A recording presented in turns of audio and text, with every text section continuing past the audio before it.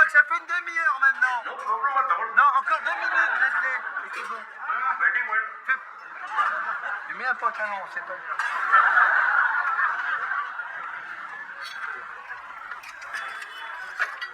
Papa Rose, ça m'énerve. Ça m'énerve. Les plus bonnes meufs, elles sont toujours avec les mecs en décapotable. Ça n'a rien à voir, hein. Attends, moi j'ai pas attendu d'avoir une décapotable pour me taper des meufs. Je me souviens rien qu'en 103 SP, je me tapais minimum 2 meufs par semaine. Oh, tu manges pas de Jamel ou quoi là? Non, ma parole. Les plus bonnes meufs, j'ai remarqué les plus bonnes. Mais quand je dis les plus bonnes, beaucoup plus bonnes que la plus bonne de tes copines. Hein, des canons. Elles sont toujours attirées par les mecs qui ont des beaux accessoires. Des accessoires, genre quoi? Genre des fouets, genre des bottes, genre des poils? Non, des Rolex, genre des piscines, genre des décapotables. Jamel, arrête de parler de meufs. Je te jure, le vrai remède, ce serait qu'un jour, tu t'en tapes une de meuf.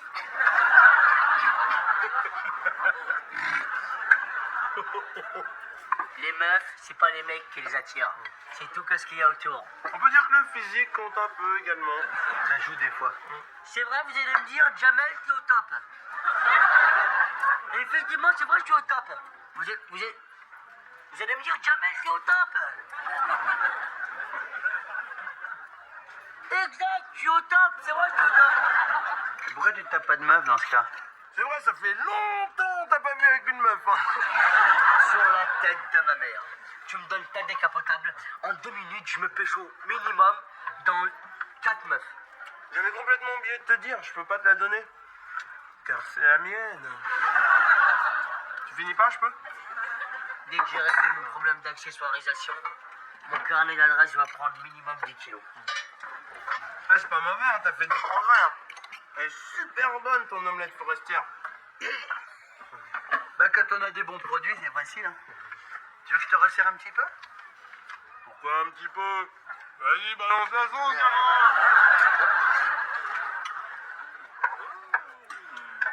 Finis ça, et quand t'as fini ça, je te mets encore. C'est Strauss qui va être content, hein. Pourquoi? Elle aime les omelettes? Non. Mais bon, une omelette comme ça, c'est un travail d'équipe, hein. Lui, il va les cueillir, et moi, je vais les cuisiner. Strauss? Qu'est-ce qu'il y connaît en champignons, Strauss? Qu'est-ce qu'il y connaît? C'est un chasseur, c'est la nature, il s'y connaît bien. Et puis, c'est des champignons de Paris, c'est bon. Attends, c'est pas ça des champignons de Paris. Les champignons de Paris, c'est petit et blanc. Regarde, ça, c'est gros et marron. Non, eh ben, c'est des champignons qu'on a cueillis dans les squares et dans les jardins, mais à Paris. Alors, on peut dire que c'est des Parisiens. Sabri, est-ce qu'il y a quelqu'un d'autre que moi qu'on a goûté? Il y a d'autres gens qu'on a mangé? Oh, les copains d'abord. Oh. C'est toi, Exlu, tu goûtes et après, les autres, ils verront. À quoi ils ressemblaient tes champignons? C'était quel genre de champignons? On peut dire des champignons blancs. Blancs, bien jolis, très jolis. Enfin, ils peuvent pas être mauvais, quoi. Ils étaient vraiment mignons. On s'en fout qu'ils soient beaux. Est-ce qu'ils étaient comestibles? Mais bien sûr qu'ils étaient comestibles. C'est quoi, comestible? Comestible se dit d'un aliment qu'on peut manger. Oui, on peut les manger. Oui, on peut les manger. Je revois Strauss, il m'a dit... Sabri, tu peux manger tu peux cuisiner ceux qui n'ont pas de collerette, tu peux pas les cuisiner. Ou tu peux les... Ah mais tu m'embrouilles aussi, toi. Je suis bon. Sabri, dans ton univers bien particulier, qu'est-ce qu'une collerette? Une collerette, c'est une petite couleur. Va me chercher les champignons. Va me chercher les champignons qui restent. Il n'y a pas mort d'homme, arrête de t'énerver, c'est bon. Tanji, les champignons. What do you want? Oui, mais c'est pas le moment, je me fais engueuler. Voilà, tes champignons.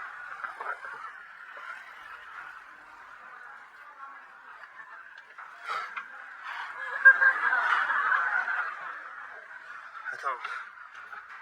Rassure-moi, ceux qui restent là, ouais. Ce sont les mauvais. Les mauvais, je les ai jetés. Donc là, il n'y a que des bons.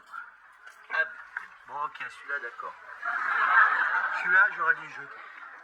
Je reconnais, il y en avait 3 comme ça. Ce sont les 2. Attends, Sabri, la dernière fois, j'en ai vu des comme ça. C'était dans Blanche-Neige. Où sont les 2 autres? Quoi? Hein? Où sont les deux autres comme ça? Comme ça, là? Ils sont là. Ils sont là. Vers là-bas, là. Vers là-bas, ça va. Oh. Vers où, là-bas? Vers là, comme ça, là. Vers moment, ils étaient là. Après, ils ont été là. Après, t'as fait comme ça. Après, comme ça.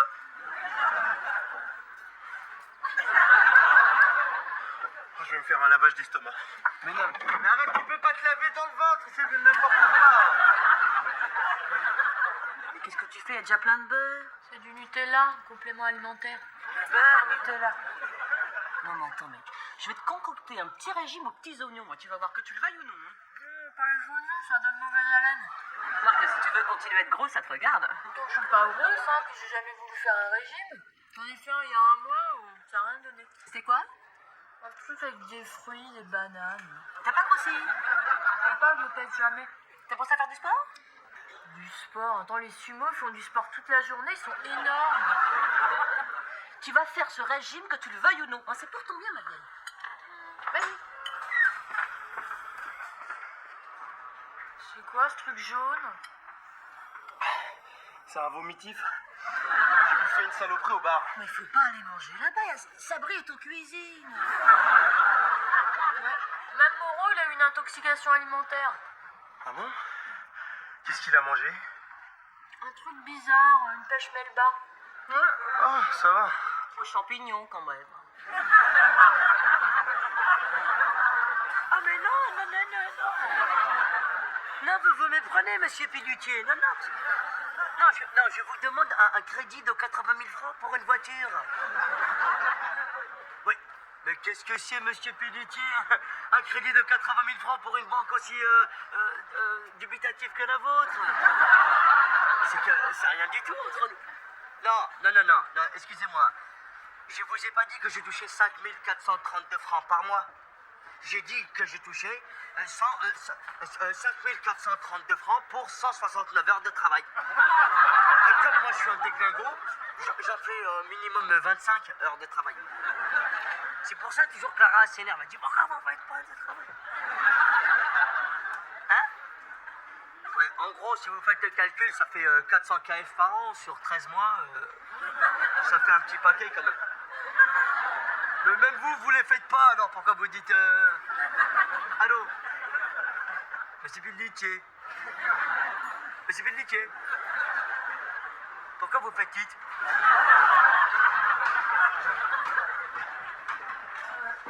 Excusez-moi, bonjour. Je m'entretenir avec vous, madame Clara?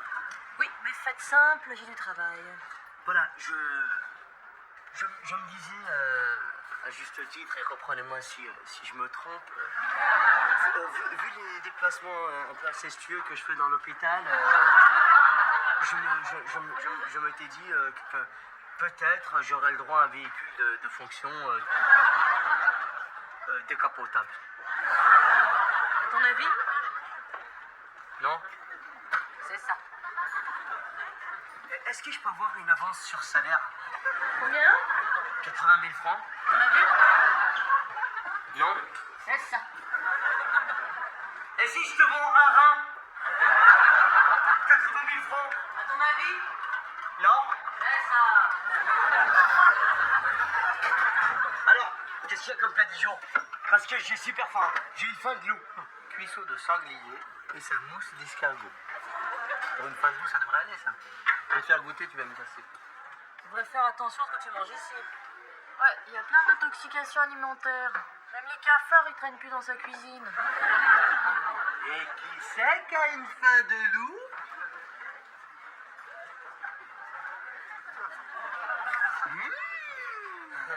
Je sais pas. Quand même pas goûter, regarde. Tiens, l'empoisonneur. Quoi? Un fin gourmet, il va aimer. Regarde ça 2 secondes. Quoi? Des fleurs? Non, faux, ceux-ci sont des champignons, Sabri.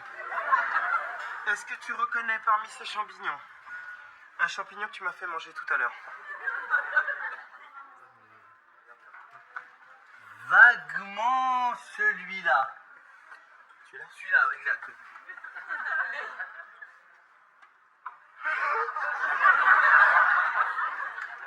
C'est foutu, je vais mourir. Non, ça serait trop beau. Non, autant pour moi, autant pour moi, autant pour moi. Peut-être celui-là. Celui-là? Voilà, c'est sûr c'est celui-là. C'est celui-là, je suis sûr. Ménoïticoïde. Ouais. Aucun antidote connu à ce jour. Passe directement dans le sang. Dans le sang. Lavement inefficace. Lavement inefficace. Mortel en 24 heures. 24 heures, c'est celui-là. Lavement inefficace. Lavement inefficace. Oui, c'est celui-là.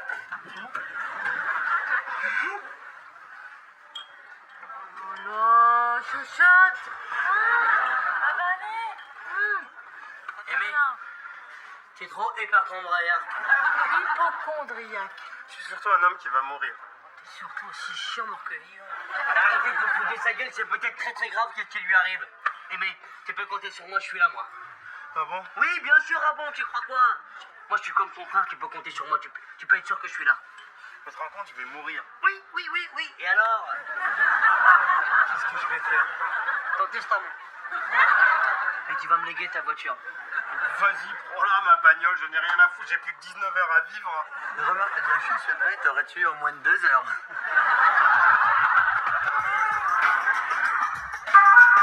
Je souffre, je voudrais un comprimé de morphine. Oui, tout de suite, bougez-moi. Voilà. Pourquoi vous me mettez près de la fenêtre, là? C'est très bon pour ce que vous avez. Il vous faut beaucoup de lumière. Ah bon, vous croyez? Mais bien sûr. En plus, vous avez une super vue, là. Un beau parc, des arbres, des oisillons. Et là, juste en bas, vous avez une magnifique décapotable. Allez à moi. Je voulais vous demander, puisque vous êtes tout près de la fenêtre, vous pouvez me rendre un petit service? De temps en temps, regardez, au cas où il y aurait un malandrin ou les usurpateurs qui veulent essayer d'usurpater ma voiture.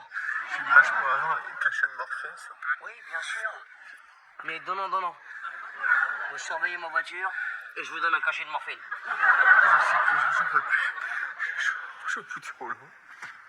Écoutez-moi bien, monsieur. Cette décapotable est très importante pour moi, sexuellement parlant.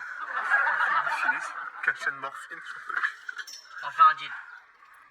Vous voyez cette petite poire? Un code. Un coup, c'est la morphine. Deux coups, c'est si quelqu'un s'approche de ma voiture. D'accord? Un coup, c'est la morphine. Deux coups, c'est si quelqu'un s'approche de ma voiture. Que c'est voiture? D'accord? C'est quoi ça? Non! Si c'est quelqu'un s'approche de ma voiture. Et ça, c'est quoi ça? C'est la voiture. Mais non, mais c'est pas trois coups, ça n'existe pas! Mais c'est ma!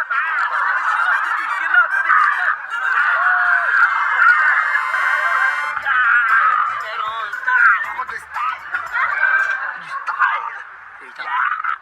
Arrête de bouger la tête, y'a plus de musique. Putain. Autant je kiffe en décapotable, autant j'ai les boules que Aimé va mourir.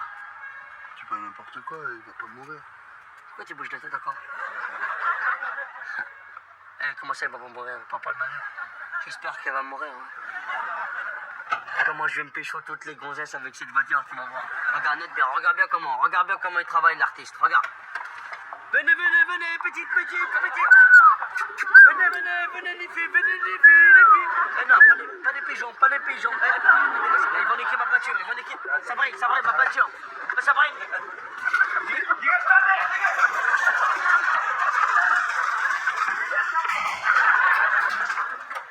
Et voilà. La du jour de demain. Il y a 10 jours. C'est pas grave.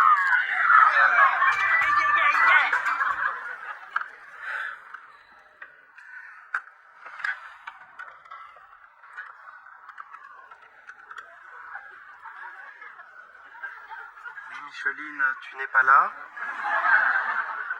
C'était aimé, c'était pour te dire qu'on m'enterre mardi en 8. Donc rappelle-moi vite, puisqu'il ne me reste plus que 14h, 13 minutes et 16 secondes, 15, 13, 12. Enfin, rappelle-moi vite, s'il te plaît. Allez, bye bye. See you, Vidal. Sassoon, wash and go. Non mais j'ai dit 100 fois d'arrêter les plats en sauce. Toute la sauce c'est de l'eau et l'eau ça fait éliminer. Hein. Tant pis puis pour toi, si tu vas avoir des vergetures sur les bras toute ta vie et un gros cul, hein. Moi, je dis ça, c'est pour t'aider. Voilà, c'est tout. C'est vrai que ça m'aide quand tu me le dis, ça me fait du bien. Et ben voilà, je te le dis, t'as un gros cul. Les filles, vous tombez bien, justement. J'avais besoin d'un avis féminin pour choisir mon cercueil. Toi, tu somatises. Mais je savais pas qu'on pouvait choisir son cercueil de son vivant. J'hésite entre le séquoia du Nevada, c'est pas mal, ou bien le noisetier du Jura.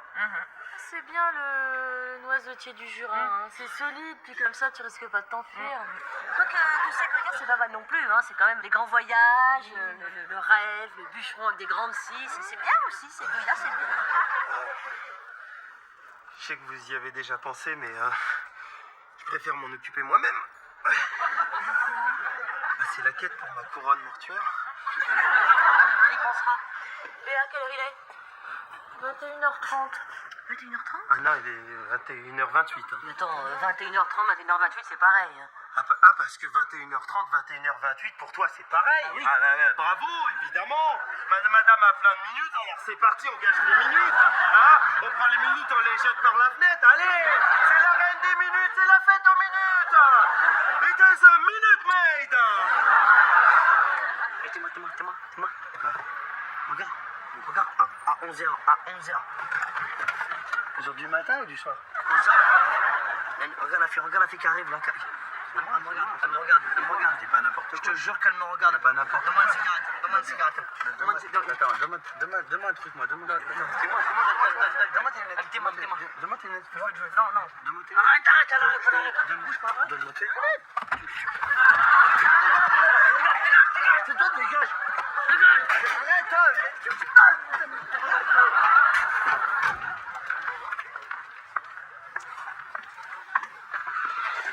Bonjour. Bonjour, mademoiselle. C'est une belle voiture que vous avez là.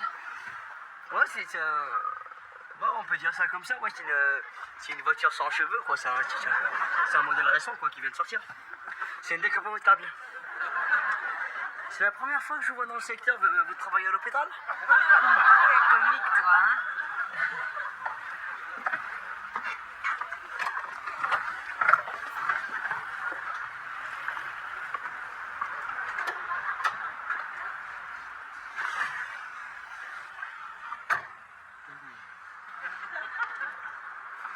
On est bien là.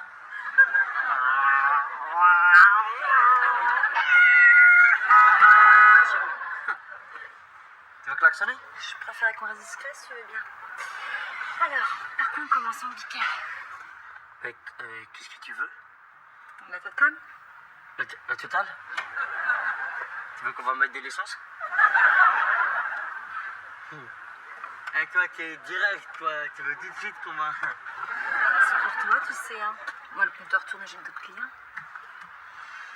Prends-moi alors. D'abord un petit cadeau.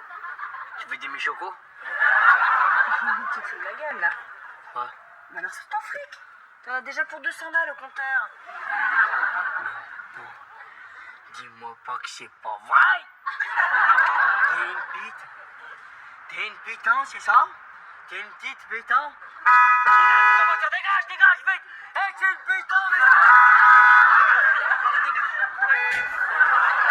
Monsieur, un peu comme vous obligez, vite, venez. On m'oblige à travailler alors que je vais bientôt mourir. Attention, doucement, ma fracture. Ça va, c'est bon, c'est qu'une fracture. Hein. Ouais, mais c'est que la troisième en 2 mois quand même. Cas typique. Les os se fragilisent, ça se trouve, vous avez le cancer.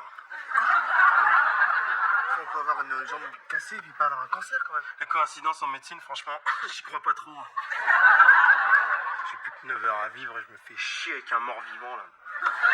Dites, ça fait souffrir un cancer?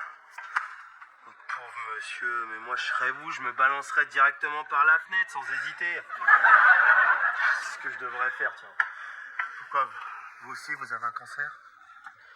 J'ai bien pire. J'ai une omelette.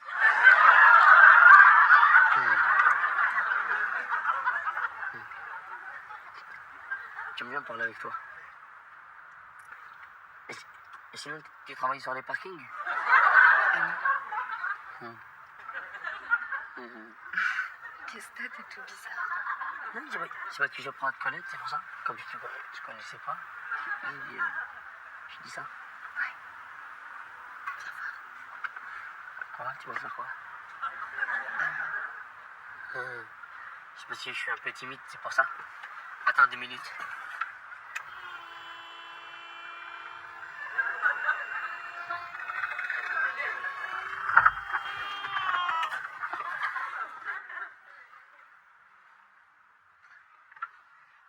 Quoi?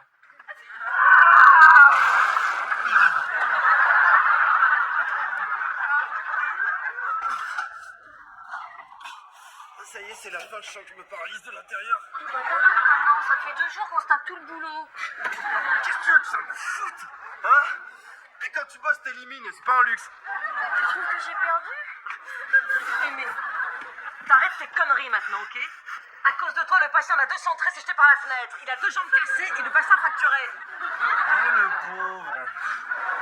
Mais qu'est-ce qui t'a pris d'annoncer qu'il avait un cancer? Ferme ta gueule. Pardon?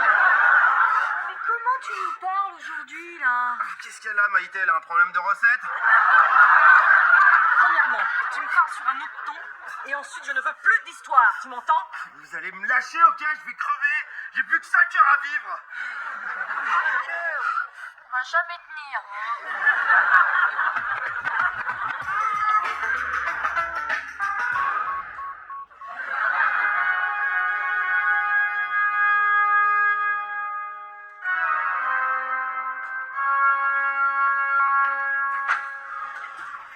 Qu'est-ce qu'il y a encore? Ah, Jeanne, c'est mal de ventre. T'as rien bouffé depuis 2 jours, voilà pourquoi t'as mal au ventre. C'est vrai? Ouais. J'ai plus que 3 minutes 12 à vivre. Approche, s'il te plaît.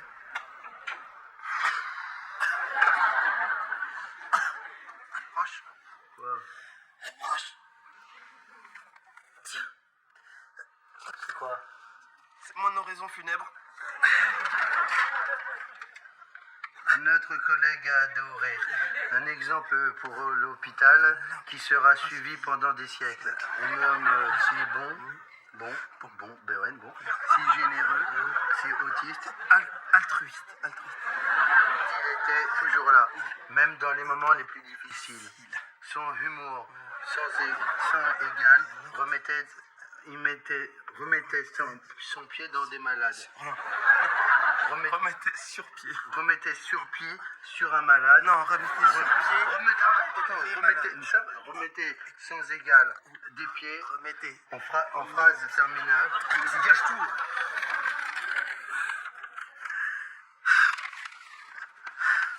C'est joli tout ça. Et tu parles de qui? De moi. Oh là, je peux pas dire ça, moi je peux pas mentir, c'est péché. Hein. Je te pardonne, Sabrina. J'ai plus que 57 secondes à vivre. Putain.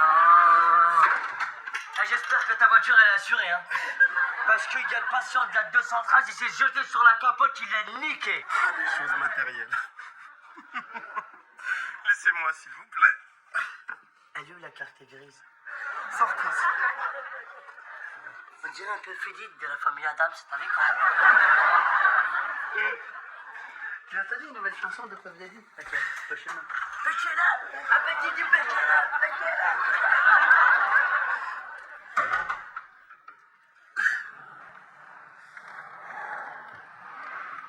3, 2, 1. Allez, ciao. Putain.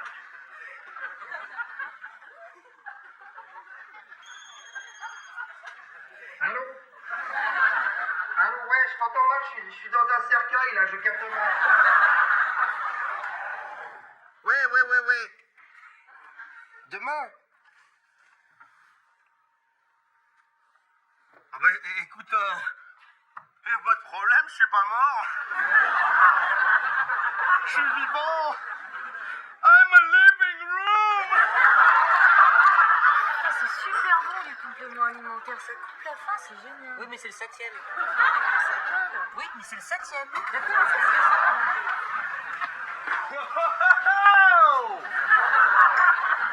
Oh, C'est comme ça qu'on a calé en revenant? Ça crève pas la racaille. Hein. Laisse tomber, mais regarde. Elle bouffe des compléments alimentaires, de je sais pas quoi, rien que pour pas venir bouffer chez moi. Je sais pas ce qu'elle fout là d'ailleurs. Elle ramène pas sans manger dans mon bar, hein. Moi, je trouve ça vexant, hein, quand on sait comment ils cuisinent. Ça me touche, mais merci beaucoup pour ce que tu dis. C'est la moindre des choses.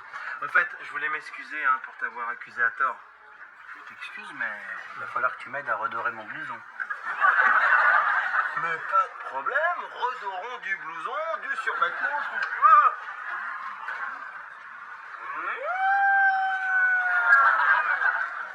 Qui c'est qui va se régaler avec le plat du jour?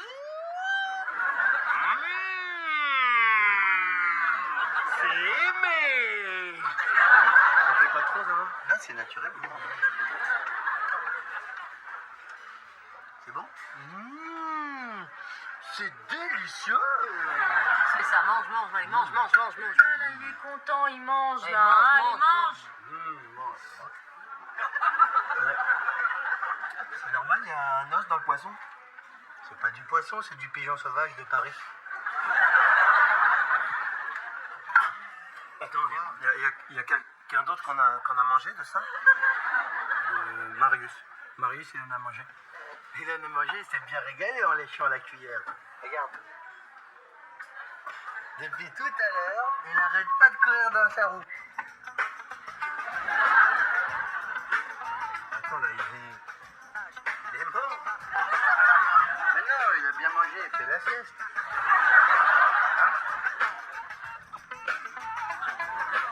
Mais attends, là, il est mort. C'est une souris morte, ça. Mais non, Marie. Attends. T'imagines le plan? 100 mètres carrés pour 750 francs par mois. Et attends. À 2 minutes de l'hôpital, hein. Ça te... Hein? Ouais, ça me... Ouais, mais il est où le piège? Piège? Attends, mais y a pas de piège. Ah si, il y a un piège quand même. Le proprio préfère que ce soit un couple. Donc il faut que je trouve un fiancé juste 1 heure, c'est tout. Ah ben voilà, quand même.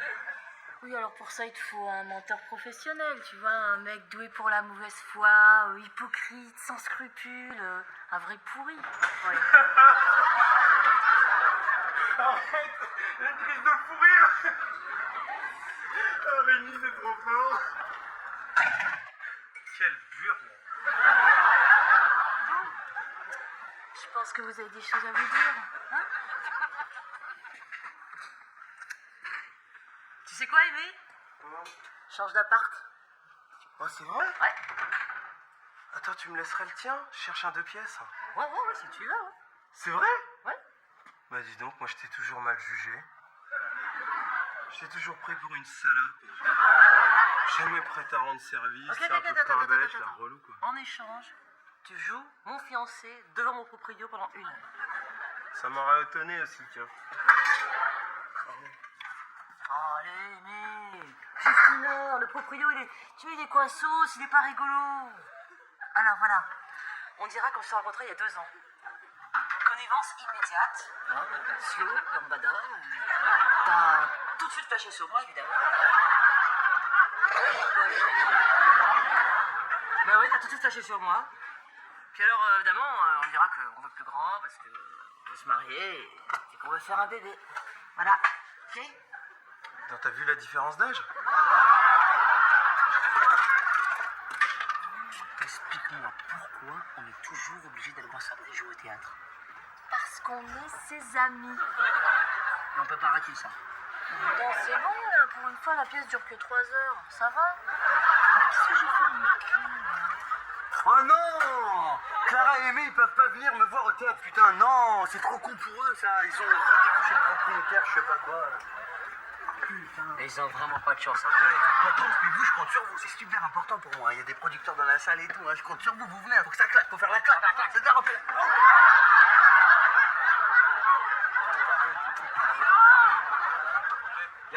La claque, c'est l'art d'applaudir. La claque, c'est le... Tu vois, il faut applaudir pas comme ça, c'est un schlock. Ça, c'est la... Moi, je veux de la claque, tu vois, je veux comme ça. Comme ça. Ça. La claque, j'ai bien compris la claque, pas la schlock. S'il vous plaît, vous faites ça. Hein? Excuse-moi 2 secondes. Rajiv, putain, mais enlève ton costume de majorette pour faire les sauces. Mais c'est un billet pour le concert des NMTNM. Tu peux me le donner? Ouais, prends-le, ouais. De toute façon, moi, la techno... Puis en plus, ça tombe le même soir que la pièce de Sabri, alors. Ah ça c'est pas grave parce que moi je... Quoi? Je te préviens, hein. Tu viens avec moi voir Sabri. Il est hors de question que j'aille me faire chier toute seule. Et c'est pas pour moi, c'est pour ma mère. Parce qu'elle aime bien les NMTNM. Ah ouais? Elle adore les paroles, tout le temps elle écoute les paroles. Nique ta mère. Et le soir elle fait comme Johnny Star chez moi. C'est vraiment très gentil à vous d'être revenu, monsieur Clément. Je peux comprendre. Vous êtes débordé de travail. Moi, j'ai du temps. Et comme dit Saint Jean dans l'Épître aux Corinthiens, si ton prochain ne peut pas venir vers toi, va vers Bordeaux. Vers ton prochain. Prochain. Excusez-le, mais il a pas bien révisé ses épîtres. Il est plutôt branché évangile en ce moment. Moi, j'adore tout ce qui touche à Jésus. Hein. Attention, les aventures de Jésus. Respect de Jésus. Vous êtes fiancé depuis combien de temps? Avec qui? Avec moi 3 ans. C'est-à-dire, oui. En fait, plus tout à fait 2 ans, chérie. Hein, on est à l'embranchement des 2 ans et des 3 ans. 2 ans et demi, quoi. Voilà. Ça fera pile 2 ans et demi, fin juin, début octobre. Et vous êtes connu sur votre lieu de travail? Non, pas du tout. À Peureuse-Guérec. Ah, vous avez connu l'abbé Boussard, alors. Oui, l'abbé Broussard. Attends, il n'y a pas 3 semaines, on a fait une bonne messe ensemble. Boussard est mort il y a 2 ans?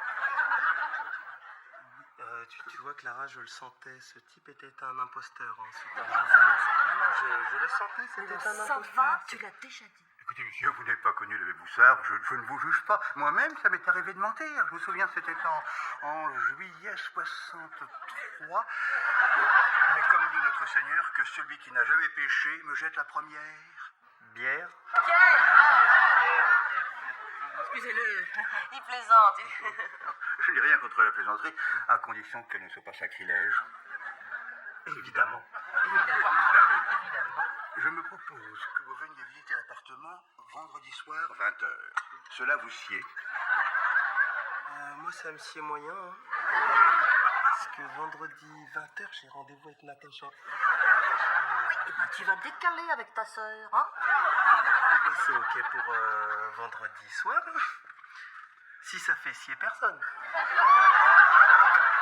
Oh, t'étais vraiment génial, hein. Super, hein. T'as vraiment assuré, hein. Je suis pas allée te voir dans les loges après parce que, en fait, je voulais pas tellement me déranger, mais... Non, mais c'est pas grave, ça. Même moi, j'ai pas pu rentrer dans les loges. Il voulait pas le mettre en scène. Il devait avoir peur que je fasse de l'ombre aux autres comédiens devant la presse. Mais c'est pas grave, je me suis changé dans la camionnette. Dis-moi, c'est le truc du collant, là, qui se déchire à l'arrière, là. C'était écrit ou t'as improvisé? Ah non. Oh là là, non, ça c'est la tuile, ça c'est grave la tuile. Non. Sinon, avoue, j'avais fait un sans faute s'il n'y avait pas eu ça. Parce qu'en fait, tu sais, le slip jaune, il se voyait vachement en dessous. Ah, tu l'as vu, là? Ouais. Qu'est-ce que tu fais là? Des huîtres? Au sucre? N'importe quoi! Je t'ai pas vu à la pièce de Sabri? C'est parce que j'étais au fond de la salle, c'est pour ça? Ouais, parce que moi aussi j'étais au fond. C'était au fond de la salle. Ouais. Ah, parce que c'était une salle à double fond, c'est pour ça. Il y avait un fond, il y avait un autre fond, juste derrière le fond. Et le cocard, là? Ça, c'est à cause de Johnny Star. T'es à concert d'NTM? Non, j'ai pas été au concert de NTM. Ça, t'as vraiment aucune parole. Ça arrive à tout le monde de pas tenir ses promesses. Et ben même moi. Qu'est-ce qu'il a fait, Sabrine, dans la pièce? Mon Dieu. Il va me demander, je saurais pas lui dire. Qu'est-ce qu'il a fait? Attends, tu viens de me planter, tu te démerdes. Fais pas ta pute. Putain, en plus tu me traites... Sabri, viens voir. Jamel a plein de choses à te dire à propos de ta pièce. Il a adoré. T'es grosse.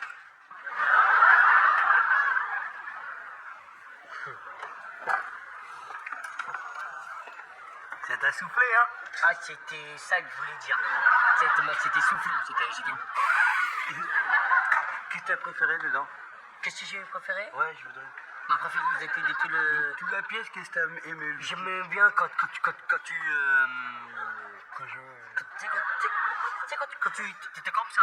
Après, t'avais refait comme ça. Ah oui. Et après, comme ça. Ça, j'étais vachement bien quand j'ai fait ça. Dommage, j'ai eu cette tuile au deuxième acte. Ah, dommage. À la tuile du deuxième acte. T'as vu un peu comment elle est venue, celle-là? Ah, ça t'a... C'est simple, ça m'a... Ça t'a fait mal, hein? Tu me diras si c'était une tuile molle, hein, c'était pas une tuile très dure. Sinon, ça t'aurait bien fait mal. Tu parles. C'est marrant, tu parles comme si t'avais pas vu la pièce. Tu l'as pas vu. T'es vraiment un enculé, toi.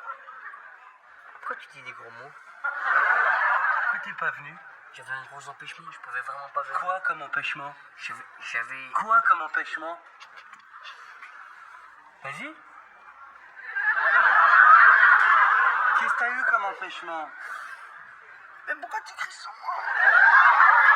Mais je crie pas, dis-moi qu'est-ce que t'as eu, c'est tout. T'es pas venu, je veux savoir pourquoi. Réponds. Tu te rappelles de mon oncle dire? Mon oncle dire que je t'ai venu qu'il était malade. Tu m'as dit qu'il était sur le point de mourir, ouais, mais c'est pas quand même... Oh non. Il était comme... Il était comme ça, il était dans le salon, il était comme ça, il était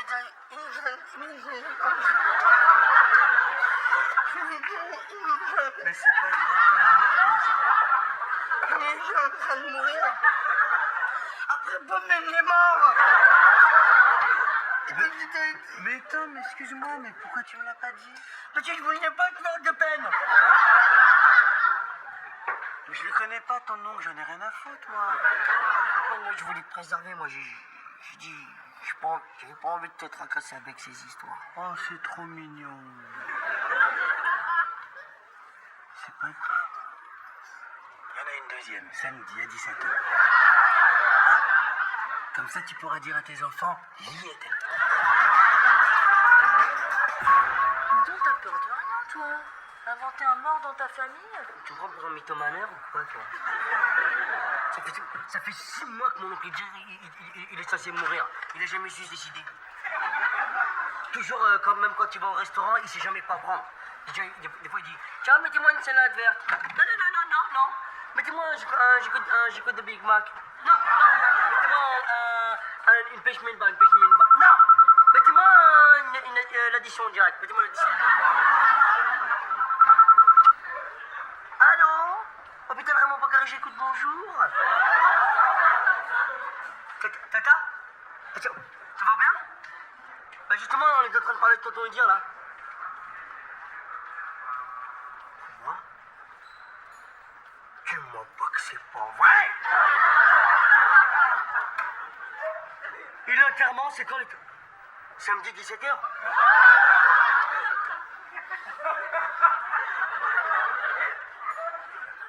Et il peut pas reporter, lui? Parce que moi, j'ai théâtre. Ah. Oh, d'accord. D'accord. Toutes mes félicitations. Hein.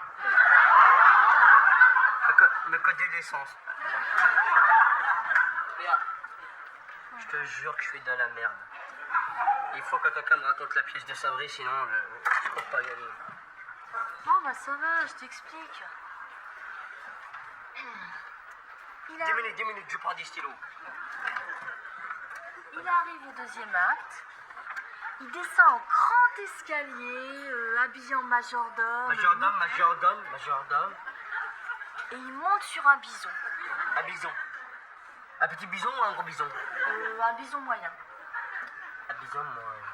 Le bison demande son chemin au dromadaire. Avec 2 dés, parce qu'il a 2 bosses. Voilà. Et là, magie du théâtre. 10 ans, il demande le chemin au dromadaire. Et tu te foutrais pas de ma gueule, par hasard?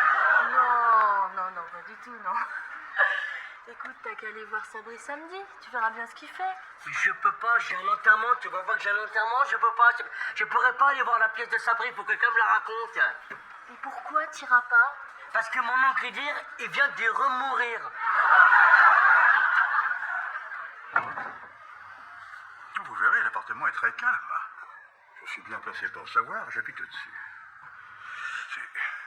L'hiver, c'est clair, et puis pas de voisinage. Tu vas être bien ici, ma chérie, hein? Nous serons bien. T'es gentil, t'enlèves ta main de ma fesse. Pour le bail, je n'ai pas eu le temps de le préparer. J'étais en voyage avec la paroisse. Mais que cela ne tienne, je monte vous chercher le double des clés. Faites comme chez vous, monsieur Clément. Attends, c'est pas un plan d'enfer. Moi, je vais tester les Ah, chats. ouais.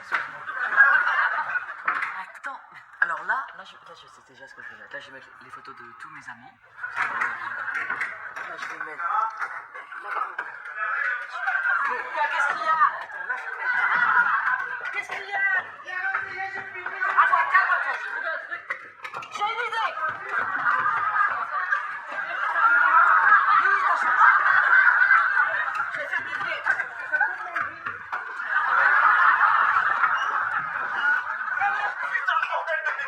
Dieu de merde!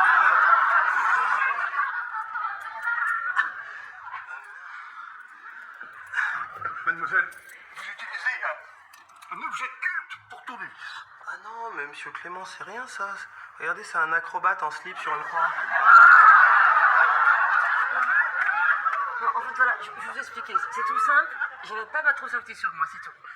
Alors, j'ai eu un petit moment d'égarement et je vous demande le pardon chrétien, monsieur Clément. Comme dit la Bible, pardonnez-nous nos offenses de la patrie. Pardonnez-nous nos offenses comme nous pardonnons à ceux qui nous ont offensés et ne nous soumets pas à la tentation, mais délivre-nous du mal. Je vous laisse finir. Amen. Je vous en ai laissé une fastoche, hein. Je vous en prie, asseyez-vous. Et vous travaillez où? Vous travaillez à Trappes FM, c'est ça? Ouais, Trappes comme la ville de Trappes, bien connue des touristes du monde entier, et FM comme la XM, mais avec un F à la place. Et vous voulez faire un compte rendu de ma pièce? Ouais, parce que j'ai trouvé sur la tête de ma mère que c'était une bombe atomique, votre pièce. Et je vais le dire noir sur blanc dans mon micro. Votre pièce sur la tête de ma mère, c'est une bombe atomique. Alors, le reportage, si je veux, c'est sur la genèse de la pièce. Oui, la jeunesse, la jovialité, la fraîcheur de votre pièce, c'est ça, oui. Mais je veux surtout parler de ce grand maghrébin, là, comment il s'appelle? Sabri? Non, vous plaisantez, là. Non, mais c'est pas un comédien. Moi, je l'ai engagé pour faire œuvre sociale, mais il est vraiment mauvais comme un cochon. Oui, non, mais c'est exactement ce que je veux dire. Je veux dire que la pièce, elle est mortelle, sauf ce Sabri. Excusez-moi, mais je vois pas l'intérêt de faire un reportage sur un ringard pareil. Mais c'est pour se foutre de sa gueule, bah on est le radio de déglingos, on est des jeunes, on dit n'importe quoi quand on est... Remarquez. Critiquer le petit détail qui gêne pour mieux mettre en valeur la genèse et la cosmologie générale de la pièce, je trouve que finalement c'est jouable. Mais c'est exactement ce que je veux dire, mais en français. Alors qu'est-ce qu'il fait dans cette pièce, Sabri? Un lutin. Il entre en scène et il dit Colombine, Harlequin veut vous parler. Bon, il le dit 3 fois et 3 fois il le dit très mal. Très mal. Une chose qui est bizarre, je comprends, c'est que la 3e fois il le dit en imitant Bourvil. Il arrive et fait Bourvil. Il arrive et dit pêcheur à Colombina, là-bas, et voudrait vous parler Conga. C'est phénoménal ça, non? Bourvil c'est plutôt Colombine, Harlequin, voudrez-vous parler? Ça c'est pas Bourvil, ça c'est Patrick Sébastien. Hein. Te faire un ourlet maintenant? Attends, j'ai rendez-vous avec le proprio pour te signer le bail. Oui, j'ai pas l'enterrement de mon oncle habillé comme un ustensile. Juste, tu me fais mon ourlet, après je te laisse tranquille. Ouais, bon, alors vite, hein. Attends, je lave les mains.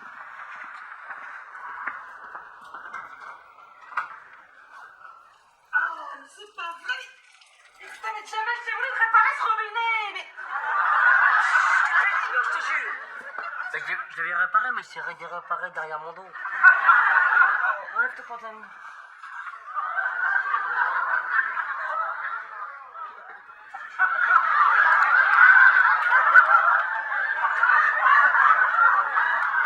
Oh mon Dieu.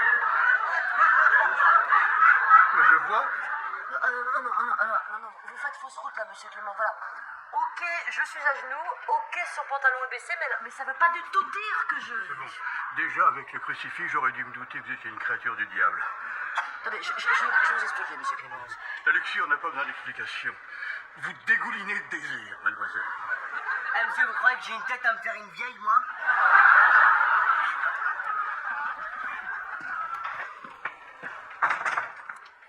Et pour m'en hurler? Excusez-moi pour vieille. Je voulais dire moche au début. Sabri, tu peux arrêter les répétitions parce que je te vois plus dans le rôle du lutin. Eh, c'est marrant que vous me disiez ça parce que je pensais exactement la même chose que vous. C'est vrai? Ouais. Écoute, ça m'arrange parce que c'est un truc qui n'est pas facile à dire. Vous pensez à moi pour jouer Harlequin, c'est ça? Ça devait arriver. Le comédien qui le joue, il est mauvais comme un jambon. C'est normal que vous vous rabattiez sur votre meilleur élément. Sabri, je te vis. Un peu de cohérence, qu'est-ce que ça veut dire ça? On peut pas être viré et jouer Harlequin. Ça veut dire quoi ça? Voyez-en ma vieille expérience. Hein. Un acteur viré d'une pièce ne veut pas tenir le premier rôle de cette pièce. C'est logique. Non, Sabri, je te vire. Tu es viré. J'ai rencontré un journaliste de Trappe FM, il m'a ouvert les yeux. C'est vrai qu'il était le petit souci qui crée le gros problème à l'arrivée. Je suis désolé, je te jure.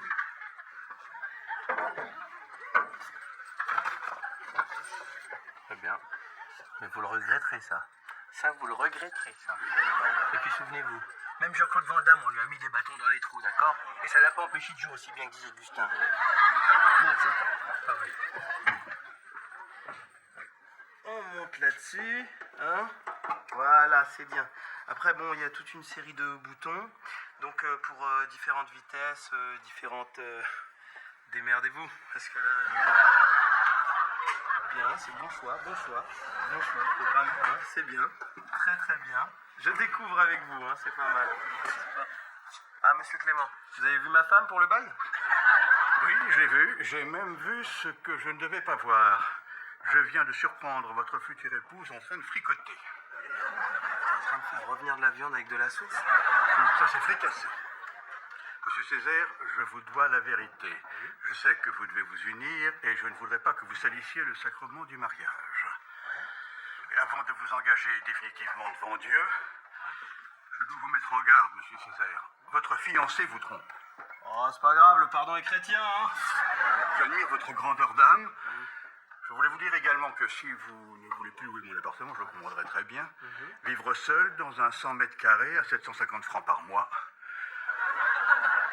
750 francs par mois? Charge comprise. 750 francs par mois? Non, mais c'est à cause de Clara, je vais me retrouver à la rue maintenant, là. Je vais dormir où maintenant? J'ai rendu les clés de la cave. Mon Dieu, qu'est-ce que je t'ai fait? Tu m'infliges un tel sort, qu'est-ce que j'ai fait? Écoutez, monsieur Césaire, on va peut-être s'arranger. Effectivement, je voulais louer cet appartement à un couple. Mais si vous le voulez, je vous le loue.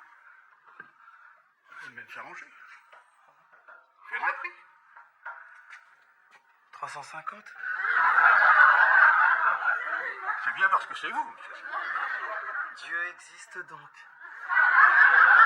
On doit dimanche à la messe. Ça marche, je m'occupe des billets. Il est là à cause d'un journaliste de Trappe FM, j'y crois pas. Eh ben celui-là, s'il se pointe ici, je peux t'assurer que je l'égorge, d'accord? En plus, il m'a fait perdre 12 000 francs de salaire. Tu comprends compte, 12 000 francs? Mais bon, j'ai un autre plan, c'est pas grave. Ah ouais, il y a une autre pièce? Ouais, mais c'est pas dans une salle par contre. Ah ouais. C'est un truc avant-gardiste un petit peu. C'est dans un supermarché. Mais c'est bien, ça raconte l'histoire, si tu veux, c'est une promo sur les saucisses. Ça s'appelle Le Joyeux Cochon. C'est New Age, je crois. Oui, c'est une animation de supermarché. Arrête de te... Mais Comme non, mais- ça, en plus, c'est pas une animation de supermarché. Bon, enfin bref, de toute façon, le problème, faudrait quelqu'un qui fasse mon partenaire pour faire la saucisse. Non, franchement pas. Tu pourrais le faire, toi. Hein? Tu pourrais le faire. Attends, j'ai pas fait 7 ans d'études pour me retrouver déguisée en saucisse sur un podium. De toute façon, tu rentrerais pas dans le costume. Tu rentrerais pas dans quoi? Dans rien. Tu rentrerais pas dans quoi? Dans rien. C'est pas par hasard parce que tu serais un peu grosse? Sabré, permets-moi de te dire que samedi, t'étais mortel dans la pièce de théâtre. Quand ton petit lutin là, il dit à Colombo... Bill. Mr. Bill? Colombine. Que tu dis... Eh, vous, la collection Harlequin, il voudrait vous parler. Avec l'accent de Bourville, là, c'était mortel. Je sais pas jouer samedi. Je me suis fait virer à cause d'un journaliste. Ah, c'est pas toi que j'ai vu. Alors en plus d'avoir des faux amis, je me fais descendre par un journaliste. De toute manière, personne n'écoute Trap FM, qu'est-ce que t'en as à foutre?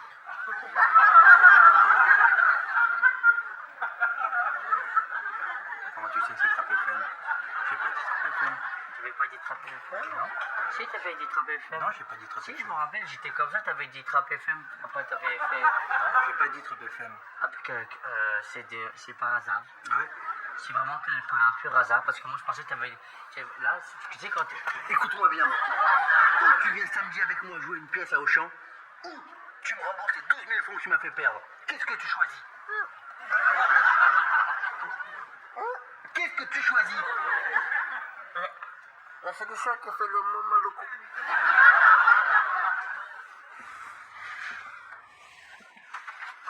Voilà le bail en 2 exemplaires. Ah, dites-moi, vous avez fait vite pour vous installer? Non, le téléphone, ça c'est pour rester en contact avec son prochain. Vous répondez-vous? Non, il y a le répondeur. Je signe où? Vous paraffez là et signez à la fin. Appuyez fort parce que le stylo marche mal. Ouais, mais c'est Clara. Tous les jours que tu m'évites, c'est pas la peine de te planter. Tu vas pas beaucoup profiter de ton appart, parce que tu vas en faire des gardes. Et dire que le propriétaire tu te dis de seconde cul bénière. Ah, on s'entend plus ici, hein. On va baisser un peu. Bigot qui se touche là. Alors, on signe? Plus. Dehors.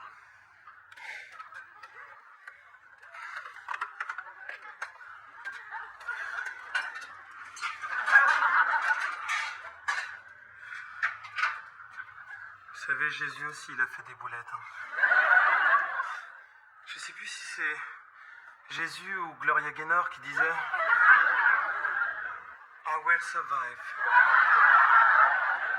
Et je vous le dis, mesdames et messieurs, et je vous le redis, et je vous le répète, la barquette de 15 saucisses, le joyeux cochon, je vous ne la fais pas, je ne la fais pas à 12 francs, je ne la fais pas à 11 francs, je ne la fais pas à 10 francs, mesdames et messieurs, mais nous allons le demander à la saucisse. Alors, saucisse, combien que tu coûtes?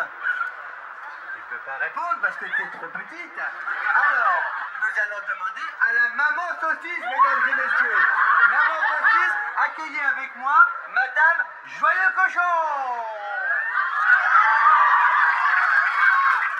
Très bien. Bonjour. Bonjour, mesdames et mesdames. Bonjour. Tu es très content. Je suis très content d'être là. Alors, dis-moi, Joyeux Cochon, à quel prix te vends-tu dans ton appétissante barquette de 15? À 9 francs 35 centimes. 9 francs 35? Disais pas à moi comme c'est pas vrai. Non, pas que c'est pas vrai. Non, pas que c'est Ouais. Alors, 9 francs 35? vrai. Regarde, là-bas, regarde ma mère. Ouais, bah ça. Ah bah c'est ma mère, regarde avec son caddie, c'est ma mère. Sans mettre. Un peu de cuisson au souci, des fois. Mais ça va, C'est ma mère, c'est ma mère. Eh ben, écoute-moi ça, il fallait y penser avant, espèce de petit journaliste de Trap FM. Madame le maman de Jamel, vous voulez de la saucisse? Venez prendre des saucisses. Madame le maman de Jamel, regardez votre affaire. Sanjib laissa échapper un profond soupir en regardant la casserole où Léo bouillait à grand bouillon depuis un temps qui lui semblait infini. Il tourna la tête vers la cuisine et interpella son collègue d'une voix forte pour lui signaler que les œufs à la coque étaient sur le feu depuis déjà une demi-heure maintenant.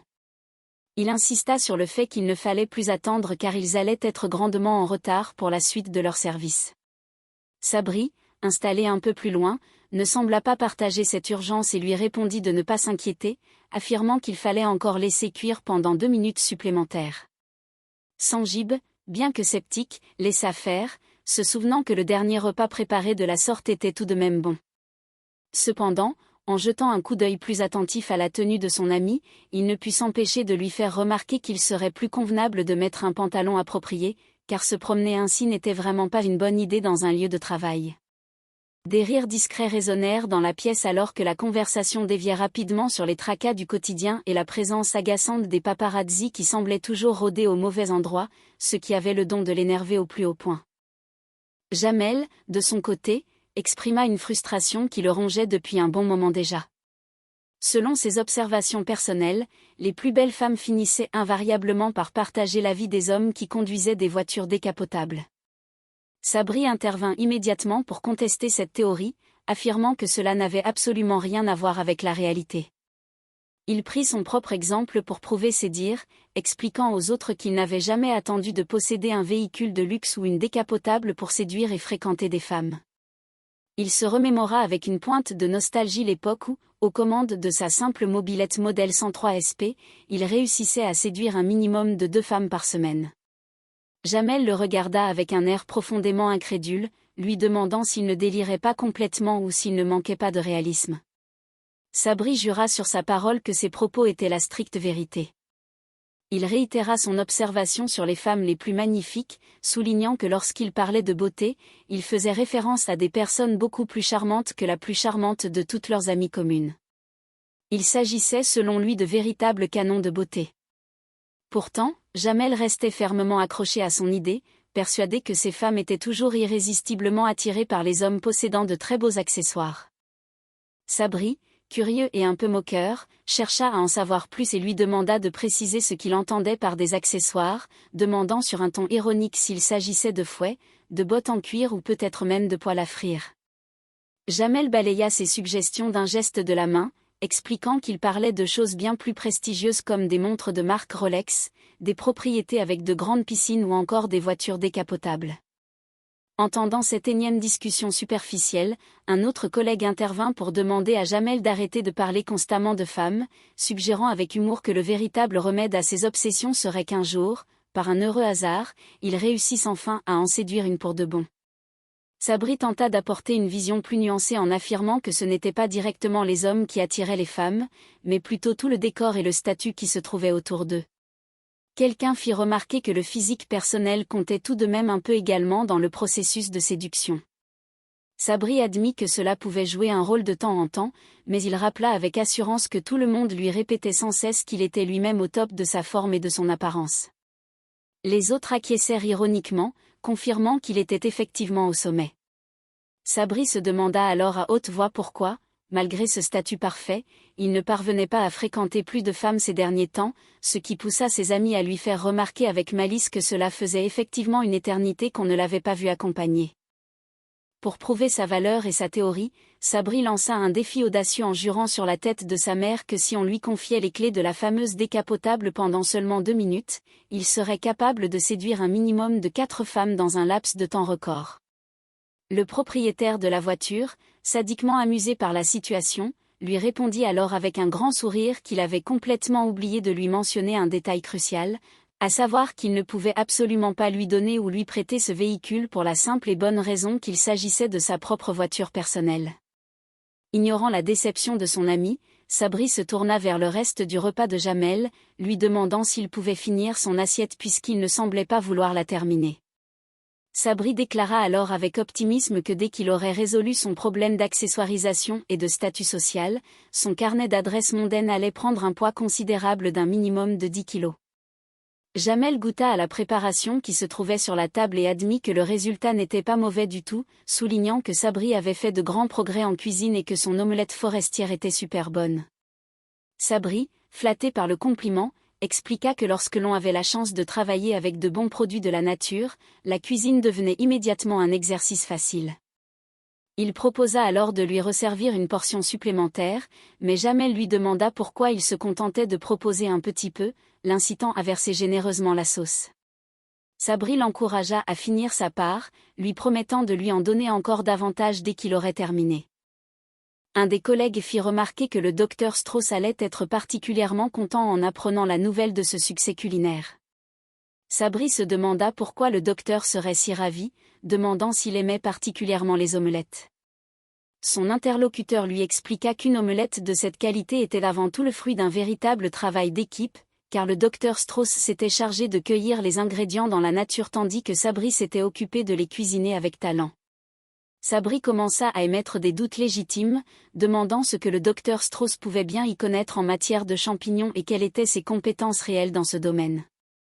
On lui répondit que le docteur était un grand chasseur, un homme proche de la nature qui s'y connaissait particulièrement bien, et qu'il s'agissait simplement de champignons de Paris, ce qui garantissait un bon goût. Sabri s'arrêta net, regarda le plat et affirma que ces ingrédients ne ressemblaient en rien à des champignons de Paris traditionnels, car ces derniers étaient habituellement de petite taille et de couleur blanche, alors que ceux présents dans l'omelette étaient gros et entièrement marrons. On lui expliqua alors que ces champignons avaient été cueillis directement dans les squares publics et dans les jardins de la ville, mais comme cela s'était passé à Paris, on pouvait donc légitimement dire que c'étaient des champignons parisiens. Aimé, pris d'un doute soudain et d'une inquiétude grandissante, demanda immédiatement à Sabri si quelqu'un d'autre que lui avait goûté à ce plat ou si d'autres personnes en avaient mangé au cours de la journée. Sabri répondit calmement que le copain avait été servi en premier, expliquant avec une logique toute personnelle que comme Aimé était un ancien Lillois, il était naturel qu'il goûte en premier pour que les autres puissent voir le résultat ensuite. Aimé, sentant une légère panique monter en lui, voulut savoir précisément à quoi ressemblaient les champignons avant d'être cuisinés et de quel genre de spécimen il s'agissait. Sabri tenta de le rassurer en les décrivant comme des champignons blancs, bien jolis et même très mignons à regarder, affirmant qu'ils ne pouvaient pas être mauvais pour la santé avec une telle apparence. Aimé rétorqua avec agacement que tout le monde s'en foutait complètement qu'il soit beau ou mignon visuellement, et que la seule question importante était de savoir s'il était comestible. Sabri affirma avec certitude qu'il l'était, mais il dut s'arrêter un instant pour demander la définition exacte du mot comestible. Aimé lui expliqua patiemment qu'on disait cela d'un aliment que l'on pouvait manger sans danger pour sa vie. Sabri confirma alors avec enthousiasme que c'est bien ce qu'il pensait, se souvenant des instructions du docteur Strauss qui lui avait dit qu'il pouvait cuisiner ceux qui n'avaient pas de collerette, tout en s'embrouillant rapidement dans ses propres explications au point de s'énerver contre Aimé qui lui posait trop de questions. Aimé lui demanda alors de définir ce qu'était une collerette dans son univers intellectuel si particulier, et Sabri répondit simplement que c'était une petite couleur, ce qui poussa Aimé à lui ordonner d'aller chercher immédiatement les champignons restants pour vérification. Sabri demanda à Aimé d'arrêter de s'énerver pour si peu et appela Sanjib pour obtenir les ingrédients restants. Sanjib, qui était occupé ailleurs, répondit en demandant ce qu'on lui voulait, mais Sabri insista pour obtenir les champignons sans plus tarder. Une fois les restes apportés sur la table, Aimé demanda à être rassuré, voulant savoir si les spécimens restants étaient les bons ou les mauvais. Sabri expliqua qu'il avait pris soin de jeter les mauvais à la poubelle et qu'il ne restait donc plus que les bons champignons comestibles. Aimé examina attentivement le tas et pointa du doigt un spécimen suspect, affirmant que celui-là aurait dû être jeté immédiatement. Sabri reconnut son erreur, admettant qu'il y en avait 3 semblables à celui-là au départ. Aimé, de plus en plus terrifié, lui demanda où se trouvaient passés les 2 autres champignons toxiques, faisant remarquer que la dernière fois qu'il avait vu des champignons de cette apparence sinistre, c'était dans le dessin animé de Blanche-Neige. Sabri, un peu perdu, chercha à comprendre de quoi il parlait, et Aimé répéta sa question avec insistance. Sabri indiqua alors de manière très vague une direction avec sa main, affirmant qu'il était vers là-bas, expliquant avec de grands gestes confus qu'il avait bougé de place en place avant de finir dans la préparation de l'omelette. Pris de panique face à cette révélation, Aimé déclara immédiatement qu'il allait devoir se faire un lavage d'estomac en urgence pour survivre. Sabri tenta de minimiser la situation en lui disant d'arrêter ses bêtises, affirmant de manière absurde qu'on ne pouvait pas se laver directement à l'intérieur du ventre et que cela ne voulait rien dire. Pendant ce temps, dans une autre partie de l'hôpital, une discussion animée tournait autour des habitudes alimentaires et des régimes. Quelqu'un s'étonna de voir de la nourriture grasse être préparée alors qu'il y avait déjà plein de beurre dans le plat. L'autre répondit qu'il s'agissait de Nutella, qualifié de complément alimentaire indispensable. On tenta alors de concocter un régime strict aux petits oignons pour une collègue, que celle-ci le veuille ou non, pour l'aider à perdre du poids. La femme concernée refusa catégoriquement l'usage des oignons, affirmant que cela donnait une mauvaise haleine, et ajouta avec fierté qu'elle n'était pas grosse et qu'elle n'avait jamais exprimé le souhait de suivre un régime quelconque. Elle raconta qu'elle en avait tenté un mois auparavant à base de fruits et de bananes, mais que cela n'avait absolument rien donné de probant. On lui demanda si elle avait pensé à intégrer la pratique du sport dans son quotidien, mais elle rétorqua avec ironie que les lutteurs de sumo faisaient du sport tout au long de la journée et qu'il restait pourtant énorme. Son interlocuteur insista en affirmant que ce régime était uniquement pour son bien et qu'elle devait le suivre. C'est à ce moment-là qu'un flacon contenant un liquide jaune fit son apparition sur la table.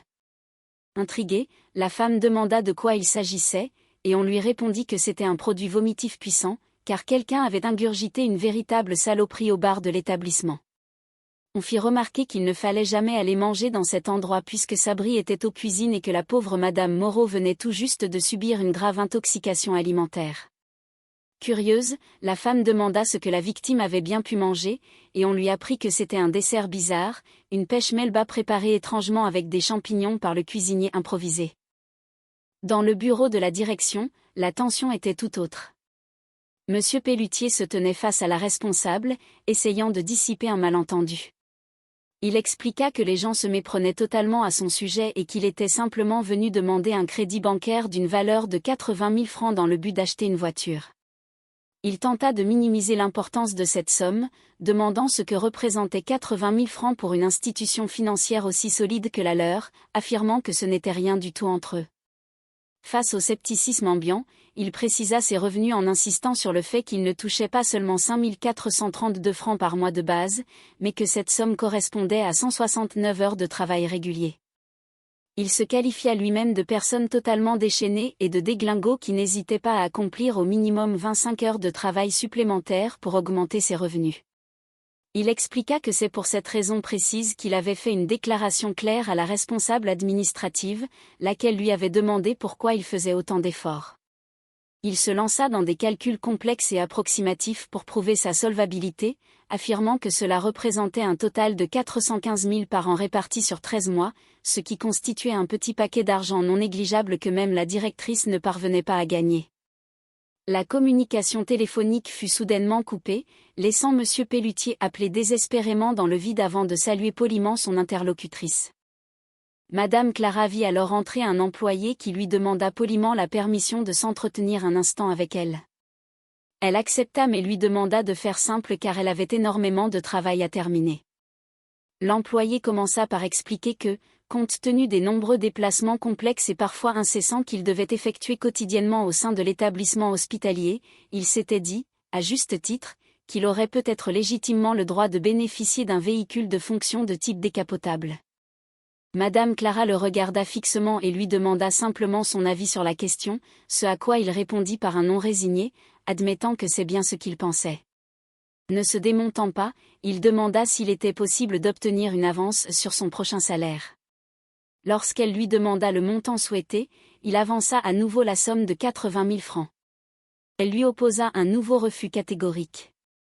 Il tenta alors une proposition désespérée en demandant sur un ton humoristique s'il pouvait lui vendre un de ses propres reins pour la somme de 80 000 francs, mais face au regard noir de sa supérieure, il comprit immédiatement que la réponse restait négative.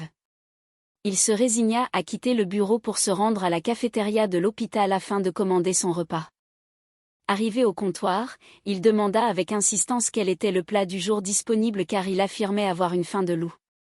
Sabri lui annonça fièrement que le menu proposait un cuisseau de sanglier accompagné de sa mousse d'escargot, estimant que pour une faim de loup, cela devrait parfaitement faire l'affaire.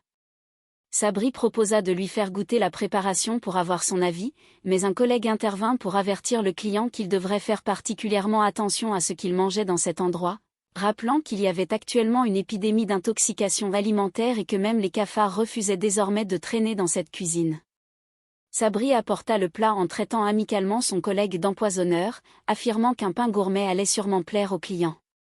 C'est à ce moment-là qu'Aimé arriva en brandissant un document, demandant à tout le monde de regarder attentivement la feuille pendant 2 secondes. Sabri lui demanda s'il s'agissait de dessins de fleurs, mais Aimé lui répondit avec gravité qu'il s'agissait de planches botaniques représentant des champignons. Il demanda à Sabri s'il reconnaissait parmi toutes ces illustrations un champignon spécifique qu'il lui avait fait manger dans l'omelette un peu plus tôt. Sabri observa vaguement le papier et pointa du doigt un modèle en disant que cela y ressemblait. Aimé laissa éclater son désespoir, s'écriant que tout était foutu et qu'il allait mourir très bientôt. Sabri tenta de plaisanter en disant que ce serait trop beau, mais se ravisa rapidement. Sabri changea d'avis et pointa un autre champignon, que le malade identifia immédiatement comme étant la terrible variété ménoïde ticoïde. Aimé souligna avec terreur qu'il n'existait aucun antidote connu à ce jour pour ce poison qui passait directement dans le sang, rendant tout lavage d'estomac totalement inefficace et entraînant une mort certaine en l'espace de 24 heures chrono. Aimé se mit à gémir de douleur et de peur, demandant à ses collègues de parler à voix basse et de chuchoter autour de lui. Ses amis lui reprochèrent d'être une fois de plus trop éparpillé et de se comporter comme un parfait hypocondriaque. Aimé répliqua avec émotion qu'il était surtout un homme qui se trouvait sur le point de perdre la vie. On lui répondit avec cynisme qu'il était surtout aussi ennuyeux mort que vivant. Une collègue prit sa défense et demanda aux autres d'arrêter de se moquer de sa situation, soulignant que ce qui lui arrivait était peut-être extrêmement grave. Sabri s'approcha d'Aimé pour lui apporter son soutien moral, lui affirmant qu'il pouvait pleinement compter sur lui dans cette épreuve difficile. Aimé, surpris par tant de gentillesse, lui demanda s'il pensait vraiment ce qu'il disait. Sabri confirma ses sentiments, expliquant qu'il se considérait comme son propre frère et qu'il serait toujours présent à ses côtés. Aimé, réalisant la fin imminente, se demanda ce qu'il allait bien pouvoir faire du temps qui lui restait. Sabri lui suggéra alors très naturellement de rédiger son testament sans plus attendre et de lui léguer sa fameuse voiture décapotable en héritage. Aimé, totalement dépassé par les événements, lui répondit de prendre la bagnole immédiatement car il s'en fichait complètement puisqu'il ne lui restait plus que 19 heures à vivre de toute façon. Sabri fit remarquer avec un certain soulagement que le malade avait finalement de la chance, car la variété ménoïde l'aurait normalement tué en moins de 2 heures. Aimé, à bout de force, demanda qu'on lui apporte d'urgence un comprimé de morphine pour calmer ses souffrances. Sabri s'empressa d'aller chercher le médicament et installa Aimé sur un lit roulant. Il installa le patient juste à côté de la grande fenêtre de la chambre, affirmant que c'était une excellente position pour soigner son mal et qu'il lui fallait un maximum de lumière naturelle. Aimé se montra dubitatif mais apprécia tout de même la vue magnifique qui s'offrait à lui, comprenant un grand parc arboré avec des arbres verdoyants et des petits oisillons qui chantaient. Cependant, en regardant juste en bas dans la rue, il réalisa que le lit offrait une vue plongeante et directe sur sa magnifique voiture décapotable garée sur le parking de l'hôpital. Sabri en profita pour lui demander un petit service personnel en échange du confort de la chambre. Il lui demanda de surveiller attentivement le véhicule de temps en temps depuis sa position surélevée, au cas où un malandrin ou un voleur mal intentionné tenterait de s'en approcher pour s'en emparer. Aimé, fatigué de cette sollicitation, réclama à nouveau son cachet de morphine pour apaiser ses douleurs. Sabri lui proposa alors un marché très clair basé sur le principe du donnant-donnant, promettant de lui fournir le médicament à la seule condition qu'il surveille sa voiture comme le lait sur le feu. Aimé accepta le contrat, affirmant qu'il n'en pouvait plus de cette situation. Pour faciliter la communication et éviter que le malade ne s'épuise la voix, Sabri installa un système de signalisation simple en utilisant une petite poire médicale reliée à une sonnette. Il expliqua le code à Aimé avec beaucoup de sérieux, précisant qu'un seul coup de sonnette signifiait qu'il avait besoin de sa dose de morphine quotidienne, tandis que 2 coups de sonnette consécutifs devaient être actionnés immédiatement si quelqu'un osait s'approcher un peu trop près de la voiture décapotable. Aimé tenta d'appuyer sur la poire pour tester le dispositif, provoquant une confusion immédiate chez Sabri qui ne comprit pas le signal et commença à s'emmêler les pinceaux dans les règles du jeu, affirmant que 3 coups de sonnette ne correspondaient à rien du tout dans le protocole établi. Pendant ce temps, sur le parking, Jamel et Sabri se tenaient fièrement à côté du véhicule de luxe. Sabri commença à faire des mouvements de tête rythmés, imitant un style musical imaginaire, ce qui poussa Jamel à lui dire d'arrêter de bouger ainsi puisqu'il n'y avait aucune musique en cours. Sabri admit que même s'il appréciait énormément le style et le prestige que procurait la conduite d'une décapotable, il ressentait tout de même une certaine tristesse et avait les boules à l'idée qu'Aimé soit sur le point de mourir. Jamel balaya cette remarque d'un revers de main, affirmant que le malade ne courait aucun danger réel et qu'il espérait secrètement que la voiture lui revienne définitivement pour pouvoir séduire toutes les femmes de la région. Il invita Sabri à regarder comment travaillait un véritable artiste de la séduction. Jamel commença alors à faire de grands signes en direction du trottoir, appelant les passantes d'une voix enjouée, mais ces appels n'attirèrent malheureusement qu'une nuée de pigeons qui vinrent se poser en masse sur la carrosserie propre du véhicule. Paniqué à l'idée que les oiseaux ne salissent ou n'abîment sa précieuse voiture, Jamel tenta de les chasser en criant. De retour dans les couloirs de la clinique, le personnel continuait de s'affairer autour des menus de la semaine. Quelqu'un demanda si le plat du jour du lendemain était enfin prêt, mais la question resta en suspens. Aimé, installé dans son lit avec un téléphone portable, décida d'enregistrer un message vocal d'adieu sur le répondeur de son amie Micheline. Il lui expliqua d'une voix faible et tragique qu'il appelait pour l'informer qu'on allait l'enterrer le mardi suivant et qu'elle devait le rappeler au plus vite car il ne lui restait plus que 14 heures, 13 minutes et 16 secondes à vivre avant la fin fatidique. Il fit le décompte des secondes en direct avant de conclure par un salut affectueux et de lui demander de faire vite. Une infirmière entra dans la pièce et reprocha une nouvelle fois au cuisinier d'avoir préparé des plats en sauce trop riche, affirmant que toute cette sauce n'était au fond que de l'eau grasse et que cela bousillait les efforts de régime de chacun. Elle ajouta que si sa collègue voulait garder des vergetures sur les bras et un physique imposant toute sa vie, cela ne regardait qu'elle, mais que ses conseils étaient uniquement destinés à l'aider de bon cœur. La collègue visée par les critiques répondit avec une ironie mordante que cela l'aidait énormément d'entendre ce genre de remarques désobligeantes au quotidien et que cela lui faisait le plus grand bien psychologique. Les autres femmes arrivèrent dans la pièce et furent interpellées par Aimé qui affirma qu'elle tombait à pic car il avait justement besoin d'un avis féminin de confiance pour l'aider à choisir le modèle de son futur cercueil. Une infirmière lui fit remarquer avec douceur qu'il était en train de somatiser de manière excessive et qu'elle ne savait pas du tout qu'on pouvait choisir son propre cercueil de son vivant avec autant de détachement. Aimé expliqua qu'il hésitait grandement entre un modèle fabriqué en bois de séquoia du Nevada, qu'il trouvait particulièrement élégant, ou un modèle plus classique en noisetier du Jura. La collègue admit que le noisetier du Jura était un excellent choix, réputé pour être solide, et que de cette façon il ne risquerait pas de s'enfuir de sa dernière demeure. Aimé continua sa réflexion esthétique, estimant que le séquoia évoquait tout de même les grands voyages, le rêve américain et l'image romantique du bûcheron maniant de grandes scies dans les forêts lointaines. Réalisant l'urgence de la situation administrative, Aimé prit les devants et commença à organiser lui-même la collecte d'argent auprès du personnel pour financer sa propre couronne mortuaire, affirmant qu'il préférait s'en occuper personnellement pour que tout soit parfait. Les collègues lui promirent en souriant qu'elles y penseraient le moment venu. Aimé se tourna vers Béatrice pour lui demander l'heure exacte.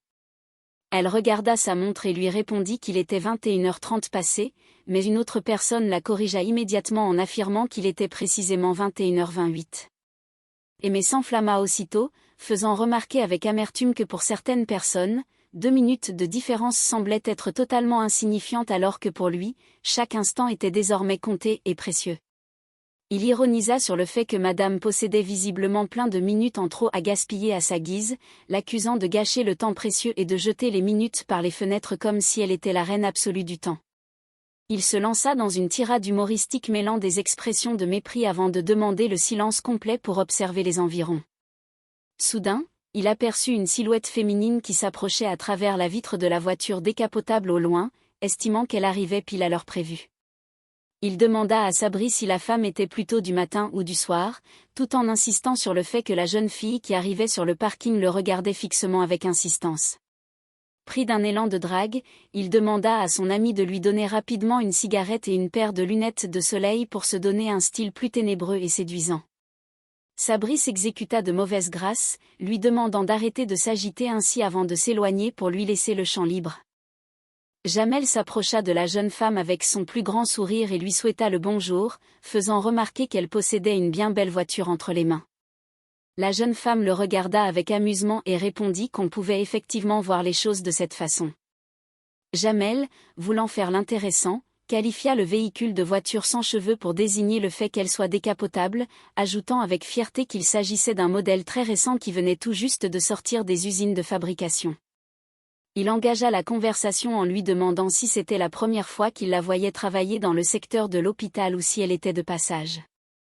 La femme le prit pour un comique et ironisa sur la situation confortable dans laquelle il se trouvait. Jamel lui proposa alors de tester le klaxon du véhicule pour s'amuser, mais la conductrice préféra qu'il reste discret et professionnel pour ne pas attirer l'attention de la sécurité. C'est alors que le ton de la discussion changea radicalement lorsque la femme commença à aborder la question des tarifs et des prestations, demandant à Jamel s'il souhaitait la totale pour la soirée. Jamel, un peu naïf, comprit de travers et lui demanda s'il devait d'abord aller mettre de l'essence dans le réservoir de la décapotable. La femme le trouva particulièrement direct et lui expliqua que le temps passait, que le compteur tournait et qu'elle avait une autre cliente qui l'attendait juste après lui. Jamel tenta de détendre l'atmosphère en lui proposant un petit cadeau sucré sous la forme de bonbons mi-choco, mais la professionnelle s'énerva, estimant qu'il se foutait ouvertement de sa gueule.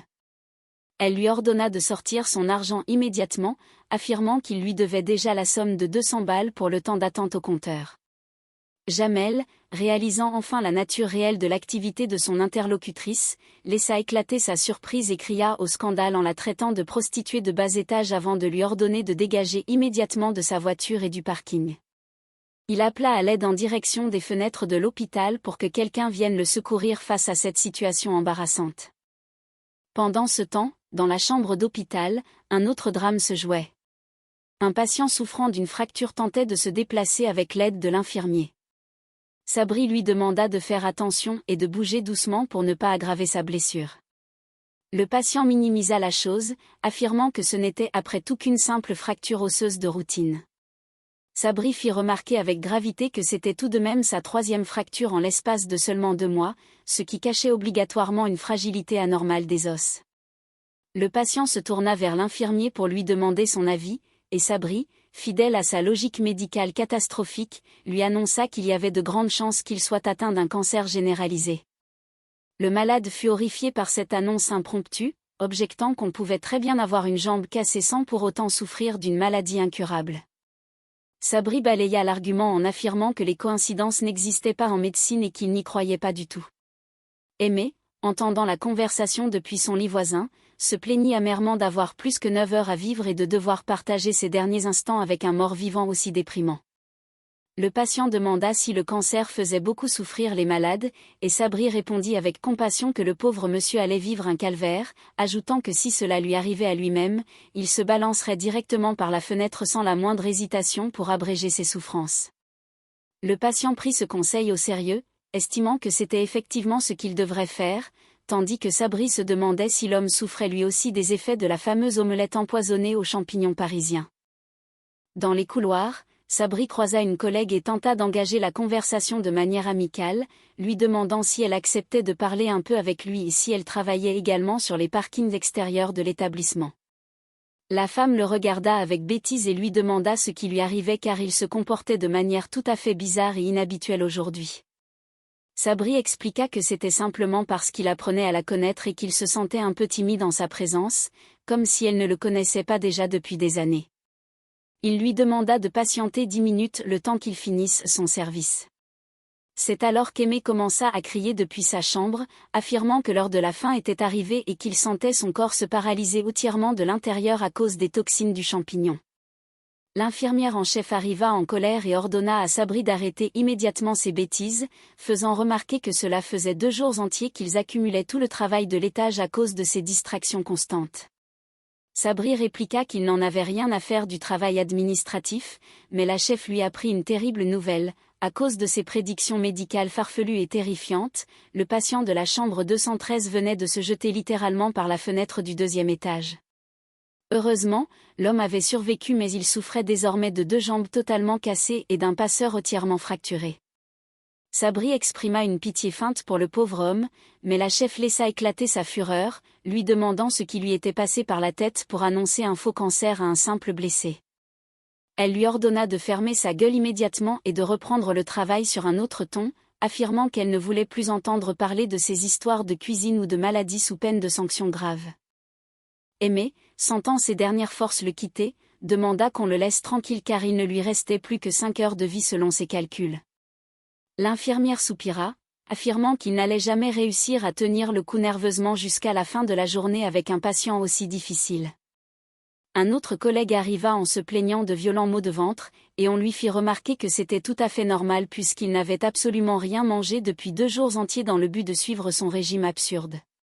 Sabri se tourna vers Aimé, lequel affirmait qu'il ne lui restait plus précisément que 3 minutes et 12 secondes avant de rendre l'âme. Aimé lui demanda de s'approcher tout près de son lit pour écouter ses dernières volontés et lui confia un papier contenant son propre texte d'oraison funèbre qu'il avait rédigé lui-même avec soin. Sabri commença à lire le texte à haute voix, décrivant Aimé comme un collègue profondément adoré de tous, un véritable exemple pour l'ensemble de l'hôpital qui serait suivi pendant des siècles, un homme bon, généreux et totalement autiste. Aimé le corrigea immédiatement depuis son lit, précisant qu'il fallait lire le mot altruiste et non pas autiste. Sabri reprit sa lecture, expliquant qu'Aimé était toujours présent pour les autres même dans les moments les plus difficiles de la vie et que son humour sans égal permettait de remettre son pied dans des malades. Aimé s'énerva à nouveau et le corrigea, expliquant qu'il fallait comprendre que son humour remettait sur pied les malades et non pas les pieds dans les malades. Sabri s'embrouilla à nouveau dans les mots et finit par abandonner la lecture de la phrase terminale, affirmant que toutes ces corrections gâchaient la beauté du texte poétique. Aimé admit que c'était tout de même un très joli texte et Sabri lui demanda de qui il s'agissait au juste, ce à quoi Aimé répondit avec fierté qu'il parlait bien évidemment de lui-même. Sabri fit remarquer qu'il ne pouvait pas mentir pendant un enterrement car cela restait un péché religieux, mais Aimé lui accorda son pardon solennel avant de déclarer qu'il ne lui restait plus que 57 secondes de vie sur la montre de la clinique. C'est à cet instant précis que Jamel entra en trombe dans la chambre d'hôpital, l'air totalement paniqué et hors de lui. Il s'adressa directement à Aimé pour lui dire qu'il espérait de tout cœur que sa voiture décapotable était parfaitement assurée contre tous les risques auprès d'une bonne compagnie. Aimé, surpris, lui demanda pourquoi il parlait de cela à un tel moment, et Jamel lui apprit que le fameux patient désespéré de la chambre 213, en se jetant par la fenêtre quelques minutes plus tôt, était tombé directement sur la capote en toile de la voiture de luxe et qu'il l'avait totalement niquée et détruite dans sa chute. Aimé, touché par une révélation philosophique soudaine face à la mort, déclara que les choses matérielles de la terre n'avaient plus aucune importance à ses yeux et il demanda qu'on le laisse reposer en paix pour ses derniers instants. Cependant, Sabri ne l'entendit pas de cette oreille et profita de l'état de faiblesse du malade pour lui demander avec insistance où se trouvait cachée la carte grise officielle du véhicule afin de pouvoir effectuer les démarches administratives de changement de propriétaire au plus vite. Aimé, excédé par tant de cynisme, lui ordonna de sortir immédiatement de sa chambre d'hôpital. Quelqu'un fit remarquer avec humour que le personnel ressemblait de plus en plus aux membres sinistres de la célèbre famille Adams et qu'il venait tout juste d'entendre une nouvelle chanson joyeuse à la radio. On installa Aimé dans une position confortable avant de lancer un compte à rebours final de 3, 2, 1 seconde pour simuler le moment du décès. Les collègues lui dirent au revoir sur un ton humoristique et un peu vulgaire avant de le laisser seul dans le noir. Soudain, le téléphone portable d'Aimé se mit à sonner bruyamment au milieu du silence de la pièce.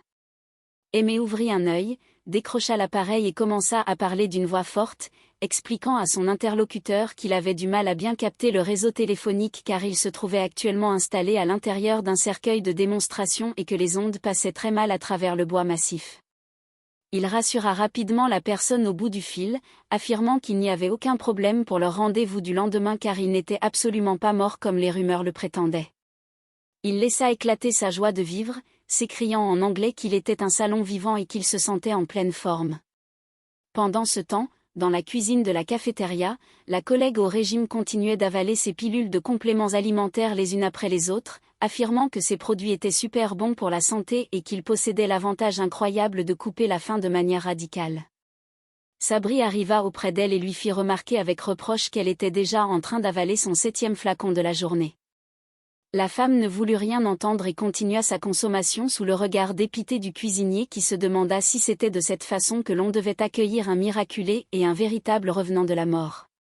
Une infirmière fit remarquer avec cynisme que la racaille de l'hôpital possédait la vie dure et que cela ne crevait jamais si facilement. Sabri se plaignit auprès de ses amis du comportement de la secrétaire, faisant remarquer qu'elle préférait avaler des produits chimiques de régime plutôt que de venir manger ses bons petits plats faits maison à sa table. Il avoua qu'il ne comprenait pas du tout ce qu'elle faisait encore là et qu'il trouvait cela extrêmement vexant pour son honneur de cuisinier émérite, surtout lorsque tout le monde savait avec quel amour et quel talent il préparait la nourriture au quotidien. Une collègue prit sa défense et affirma que c'était la moindre des choses de le soutenir face à l'ingratitude des clients. Aimé, totalement remis de ses émotions et de sa fausse maladie, s'approcha de la table de cuisine pour s'excuser platement auprès de Sabri pour l'avoir accusé à tort d'empoisonnement criminel avec son omelette forestière. Sabri accepta ses excuses avec grandeur d'âme mais lui fit remarquer qu'il allait tout de même devoir l'aider activement à redorer son blouson de cuir et sa réputation de chef auprès de tout le personnel de l'administration. Aimé accepta le marché avec enthousiasme, promettant de redorer le blouson, le survêtement et tout ce qu'il serait possible de sauver aux yeux du public. Sabri demanda alors avec joie qui était le collègue affamé qui allait se régaler aujourd'hui avec le tout nouveau plat du jour fraîchement préparé par ses soins. Aimé se porta volontaire et s'installa à table. Un ami demanda si la mise en scène générale ne faisait pas un peu trop artificielle ou exagérée, mais on lui répondit que tout était parfaitement naturel et sincère. Aimé commença à manger la préparation à grandes bouchées et déclara que c'était absolument délicieux. Sabri l'encouragea à manger davantage, affichant un grand sourire de satisfaction en voyant son ancien détracteur dévorer le plat avec autant de plaisir sous les yeux du reste de l'équipe. Cependant, après quelques bouchées particulièrement voraces, Aimé s'arrêta net dans son élan, changea de visage et demanda sur un ton inquiet s'il était tout à fait normal de trouver un gros os pointu au milieu d'un filet de poisson de mer. Sabri le regarda avec étonnement et lui expliqua de manière très naturelle qu'il ne s'agissait absolument pas de poisson de mer, mais d'un délicieux pigeon sauvage qu'il avait chassé et capturé directement dans les rues de la ville de Paris pour faire des économies de budget. Aimé se figea instantanément, la fourchette en l'air, et demanda d'une voix tremblante si une autre personne ou un autre être vivant avait déjà mangé de ce volatile au cours de la matinée. Sabri répondit avec innocence que la petite souris de laboratoire prénommée Marius en avait consommé une bonne portion et qu'elle s'était même régalée en léchant généreusement le fond de la cuillère de cuisson. Sabri invita Aimé à regarder la cage de l'animal, faisant remarquer que depuis tout à l'heure, la petite bête n'arrêtait pas de courir à toute vitesse dans sa roue en fer. Aimé s'approcha lentement de la cage, observa l'animal d'un œil expert et fit remarquer avec horreur que la souris ne courait pas du tout mais qu'elle était totalement raide et morte sur le flanc. Sabri refusa de voir la réalité en face, affirmant que la souris avait simplement trop bien mangé et qu'elle était seulement en train de faire sa sieste digestive de l'après-midi. Aimé insista avec effroi, confirmant que l'animal était bel et bien mort et enterré, et il ordonna à Sabri de s'en aller très loin de lui avec ses plats maudits avant que le drame ne recommence une nouvelle fois dans l'établissement. Chapitre unique. La lumière matinale filtrait doucement à travers les rideaux de la cuisine collective, éclairant une scène de ménage pour le moins inhabituelle. Le parfum du café se mêlait à une odeur de cuisson qui commençait à durer un peu trop longtemps au goût de certains. Jamel, s'impatientant devant le fourneau, jeta un regard noir vers son collègue qui semblait totalement perdu dans ses pensées culinaires. Il s'adressa à lui d'un ton pressant, lui rappelant que les œufs à la coque étaient sur le feu depuis déjà une demi-heure. Sanjib, imperturbable, secoua la tête en insistant pour obtenir encore 2 minutes de cuisson supplémentaire. Jamel grogna, affirmant que le temps pressait et qu'ils allaient être en retard pour leur service. Malgré ce petit différend gastronomique, le résultat s'avéra plutôt réussi et le repas fut jugé bon par l'ensemble des présents. Cependant, le sens du style de certains laissait grandement à désirer ce matin-là. Jamel, observant la tenue ultra décontractée de son ami, lui fit remarquer de manière cinglante qu'il serait tout de même préférable de mettre un pantalon convenable pour travailler, car une telle négligence n'était pas correcte. Des rires étouffés résonnèrent alors dans la pièce, brisant l'atmosphère sérieuse du début de journée. Cette situation rappela immédiatement à Jamel ses frustrations quotidiennes face au monde extérieur et aux injustices de la séduction moderne. Il commença à pester contre les paparazzis et contre cette fâcheuse tendance qu'avaient les plus belles femmes de toujours s'afficher aux côtés d'hommes conduisant des voitures décapotables. Selon lui, cela gâchait tout le jeu de la romance urbaine. Son interlocuteur tenta de tempérer ses propos, affirmant que le matériel ne faisait pas tout et qu'il n'avait pas eu besoin d'attendre de posséder un véhicule de luxe pour faire des rencontres amoureuses. Nostalgique, il se remémora l'époque glorieuse de sa jeunesse où, au guidon d'une simple mobilette de modèle 103 SP, il parvenait à séduire au minimum 2 femmes par semaine. Jamel, sceptique, l'accusa de fabuler complètement. Pourtant, il insista lourdement sur son observation, répétant que les femmes les plus magnifiques, celles qui surpassaient de loin toutes les amies imaginables, étaient irrémédiablement attirées par les hommes possédant de superbes accessoires de mode ou de richesse. Intrigué par cette théorie, son ami lui demanda de préciser sa pensée, s'interrogeant sur la nature exacte de ces fameux accessoires de séduction. Il demanda avec une pointe d'ironie s'il s'agissait de fouets, de bottes en cuir ou même de poêles à frire de grande marque. Jamel balaya ces hypothèses d'un revers de main, clarifiant sa vision des choses. Il évoquait en réalité des montres de marque Rolex, des propriétés avec piscine ou, bien évidemment, de superbes voitures décapotables. Fatigué par ce discours matérialiste, son camarade lui conseilla d'arrêter de parler constamment des femmes et lui suggéra que le véritable remède à sa frustration serait tout simplement d'arriver à en séduire une un jour. Jamel maintint sa position, affirmant que ce n'était pas la personnalité des hommes qui attirait la gaine féminine, mais tout le décorum qui gravitait autour d'eux. Son complice dut admettre que le physique jouait parfois un rôle non négligeable dans l'équation. Flatté, Jamel s'enorgueillit, confirmant qu'il était lui-même au sommet de sa forme et de son article. Son ami le prit alors au mot, lui demandant pourquoi, s'il était si irrésistible, on ne l'avait pas vu accompagné depuis une éternité. Piqué au vif, Jamel lança un défi audacieux, jurant sur la tête de sa mère que si on lui confiait les clés d'une décapotable, il parviendrait à séduire au minimum 4 femmes en l'espace de 2 minutes. C'est alors que son interlocuteur doucha ses espoirs en lui avouant qu'il ne pouvait absolument pas lui donner cette voiture, pour la simple et bonne raison qu'elle lui appartenait en propre. Pendant que les discussions sur la séduction s'éternisaient, le repas continuait et les appétits s'aiguisaient. Jamel, lorgnant sur l'assiette voisine, demanda s'il pouvait finir les restes. Il expliqua que dès qu'il aurait résolu son problème d'accessoires de luxe, son carnet d'adresses mondaines allait s'épaissir d'au moins 10 kilos. Tout en savourant le plat, il complimenta chaleureusement le cuisinier d'un jour, soulignant les progrès remarquables de Sabri dans la confection de son omelette forestière, qu'il qualifia de délicieuse.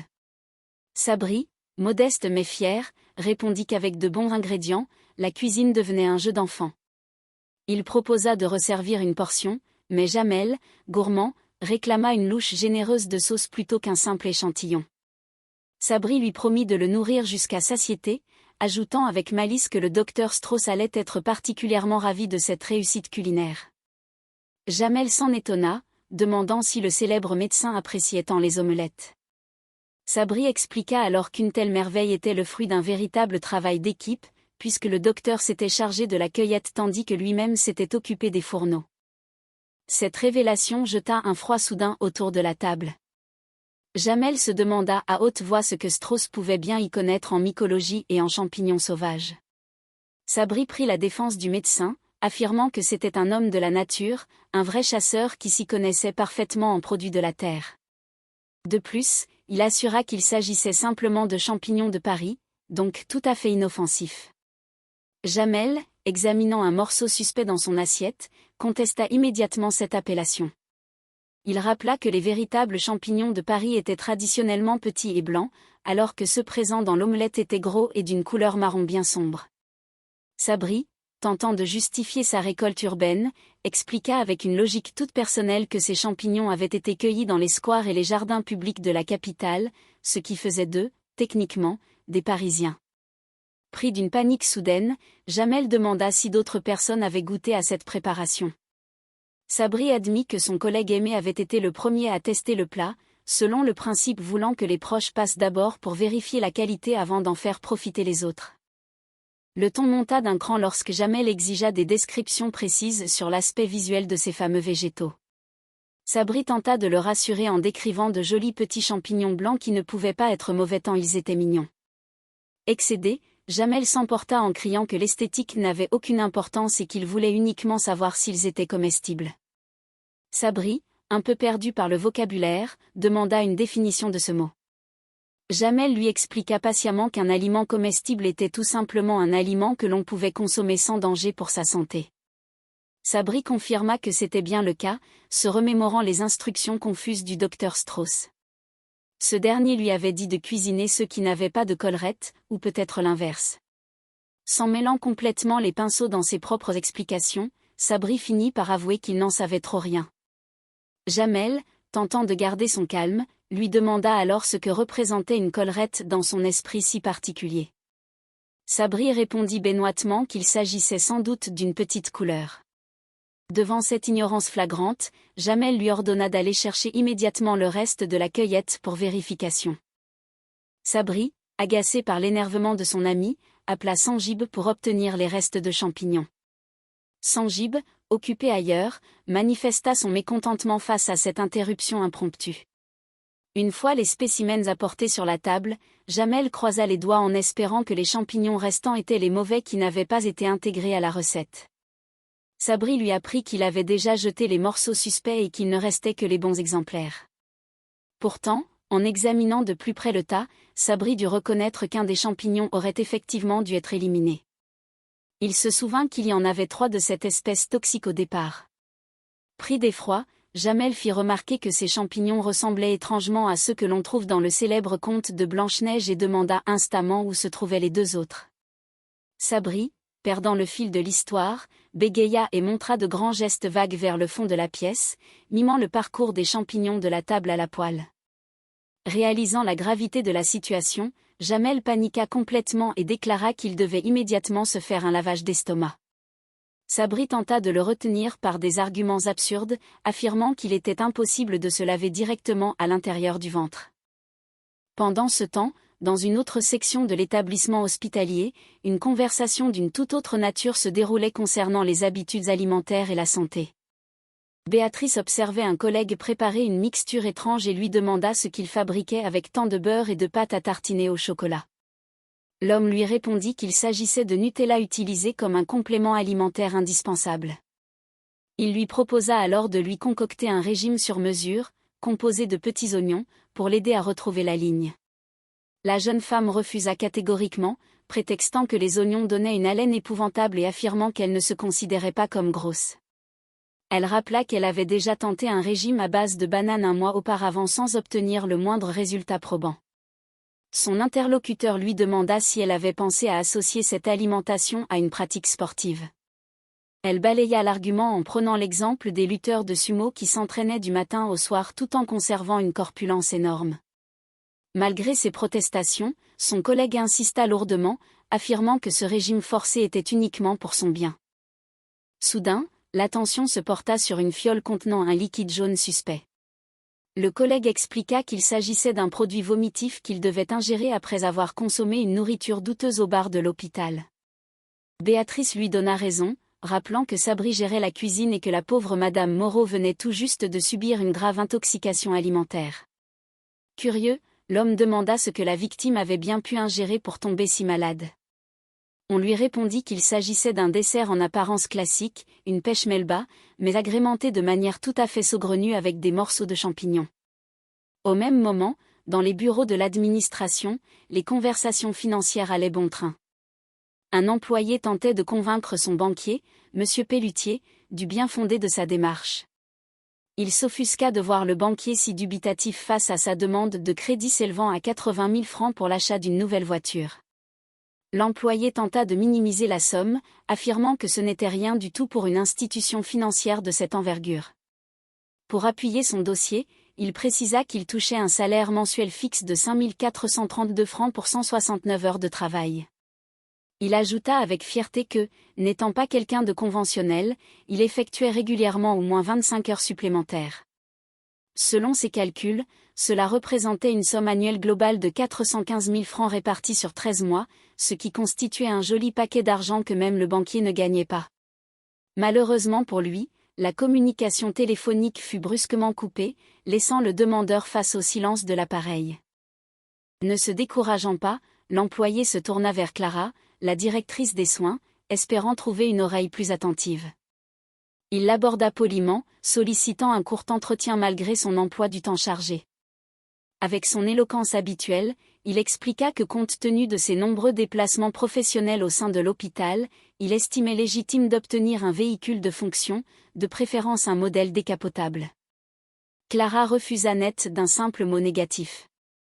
Sans se démonter, l'homme tenta une autre approche en demandant une avance sur salaire d'un montant de 80 000 francs. La réponse fut tout aussi tranchante et négative. Prêt à tout pour obtenir ses fonds, il alla jusqu'à proposer de vendre un de ses propres reins pour la même somme, mais Clara resta inflexible et confirma son refus catégorique, mettant fin à ses ambitions automobiles. De retour au réfectoire, le personnel cherchait à connaître le menu afin de calmer une faim de loup. Sabri annonça avec emphase le plat du jour, un cuisseau de sanglier accompagné de sa mousse d'escargot, estimant que cela conviendrait parfaitement aux grands appétits. Jamel, toujours inquiet, mit en garde ses collègues contre les risques culinaires de l'endroit, rappelant la prolifération des intoxications et affirmant sur le ton de la plaisanterie que même les cafards évitaient désormais de traîner dans cette cuisine. Aimé, ignorant les avertissements, s'apprêtait à savourer son assiette lorsque Jamel revint à la charge, tenant à la main un ouvrage de botanique illustré. Il montra des images de champignons à Sabri, lui demandant s'il reconnaissait parmi les illustrations le spécimen utilisé dans l'omelette de tout à l'heure. Sabri pointa du doigt une image de manière hésitante. À cette vue, Aimé paniqua, se croyant condamné à une mort certaine. Jamel rectifia le tir, réalisant qu'il s'était trompé de page, et montra une autre variété. Sabri confirma alors avec certitude qu'il s'agissait bien de ce deuxième champignon. Jamel lut à haute voix la description médicale terrifiante, évoquant une substance toxique provoquant une ménoïde tychoïde pour laquelle il n'existait aucun antidote connu. Le poison passait directement dans le sang, rendant tout lavage d'estomac totalement inefficace et entraînant une issue mortelle en l'espace de 24 heures. L'annonce de cette sentence provoqua un drame immédiat. Aimé, terrassé par la nouvelle, commença à gémir tandis que Jamel lui reprochait son tempérament hypocondriaque et dissipé. Aimé rétorqua qu'il était surtout un homme sur le point de rendre l'âme. Sabri tenta de s'interposer, demandant d'arrêter de se moquer de lui car la situation pouvait s'avérer extrêmement grave. Il afficha un soutien sans faille envers la victime, se comportant comme un frère sur qui l'on pouvait compter dans l'adversité. Aimé, désespéré, se demanda ce qu'il allait advenir de ces dernières heures. C'est alors que Sabri, opportuniste, lui suggéra de rédiger immédiatement son testament afin de lui léguer sa fameuse voiture décapotable.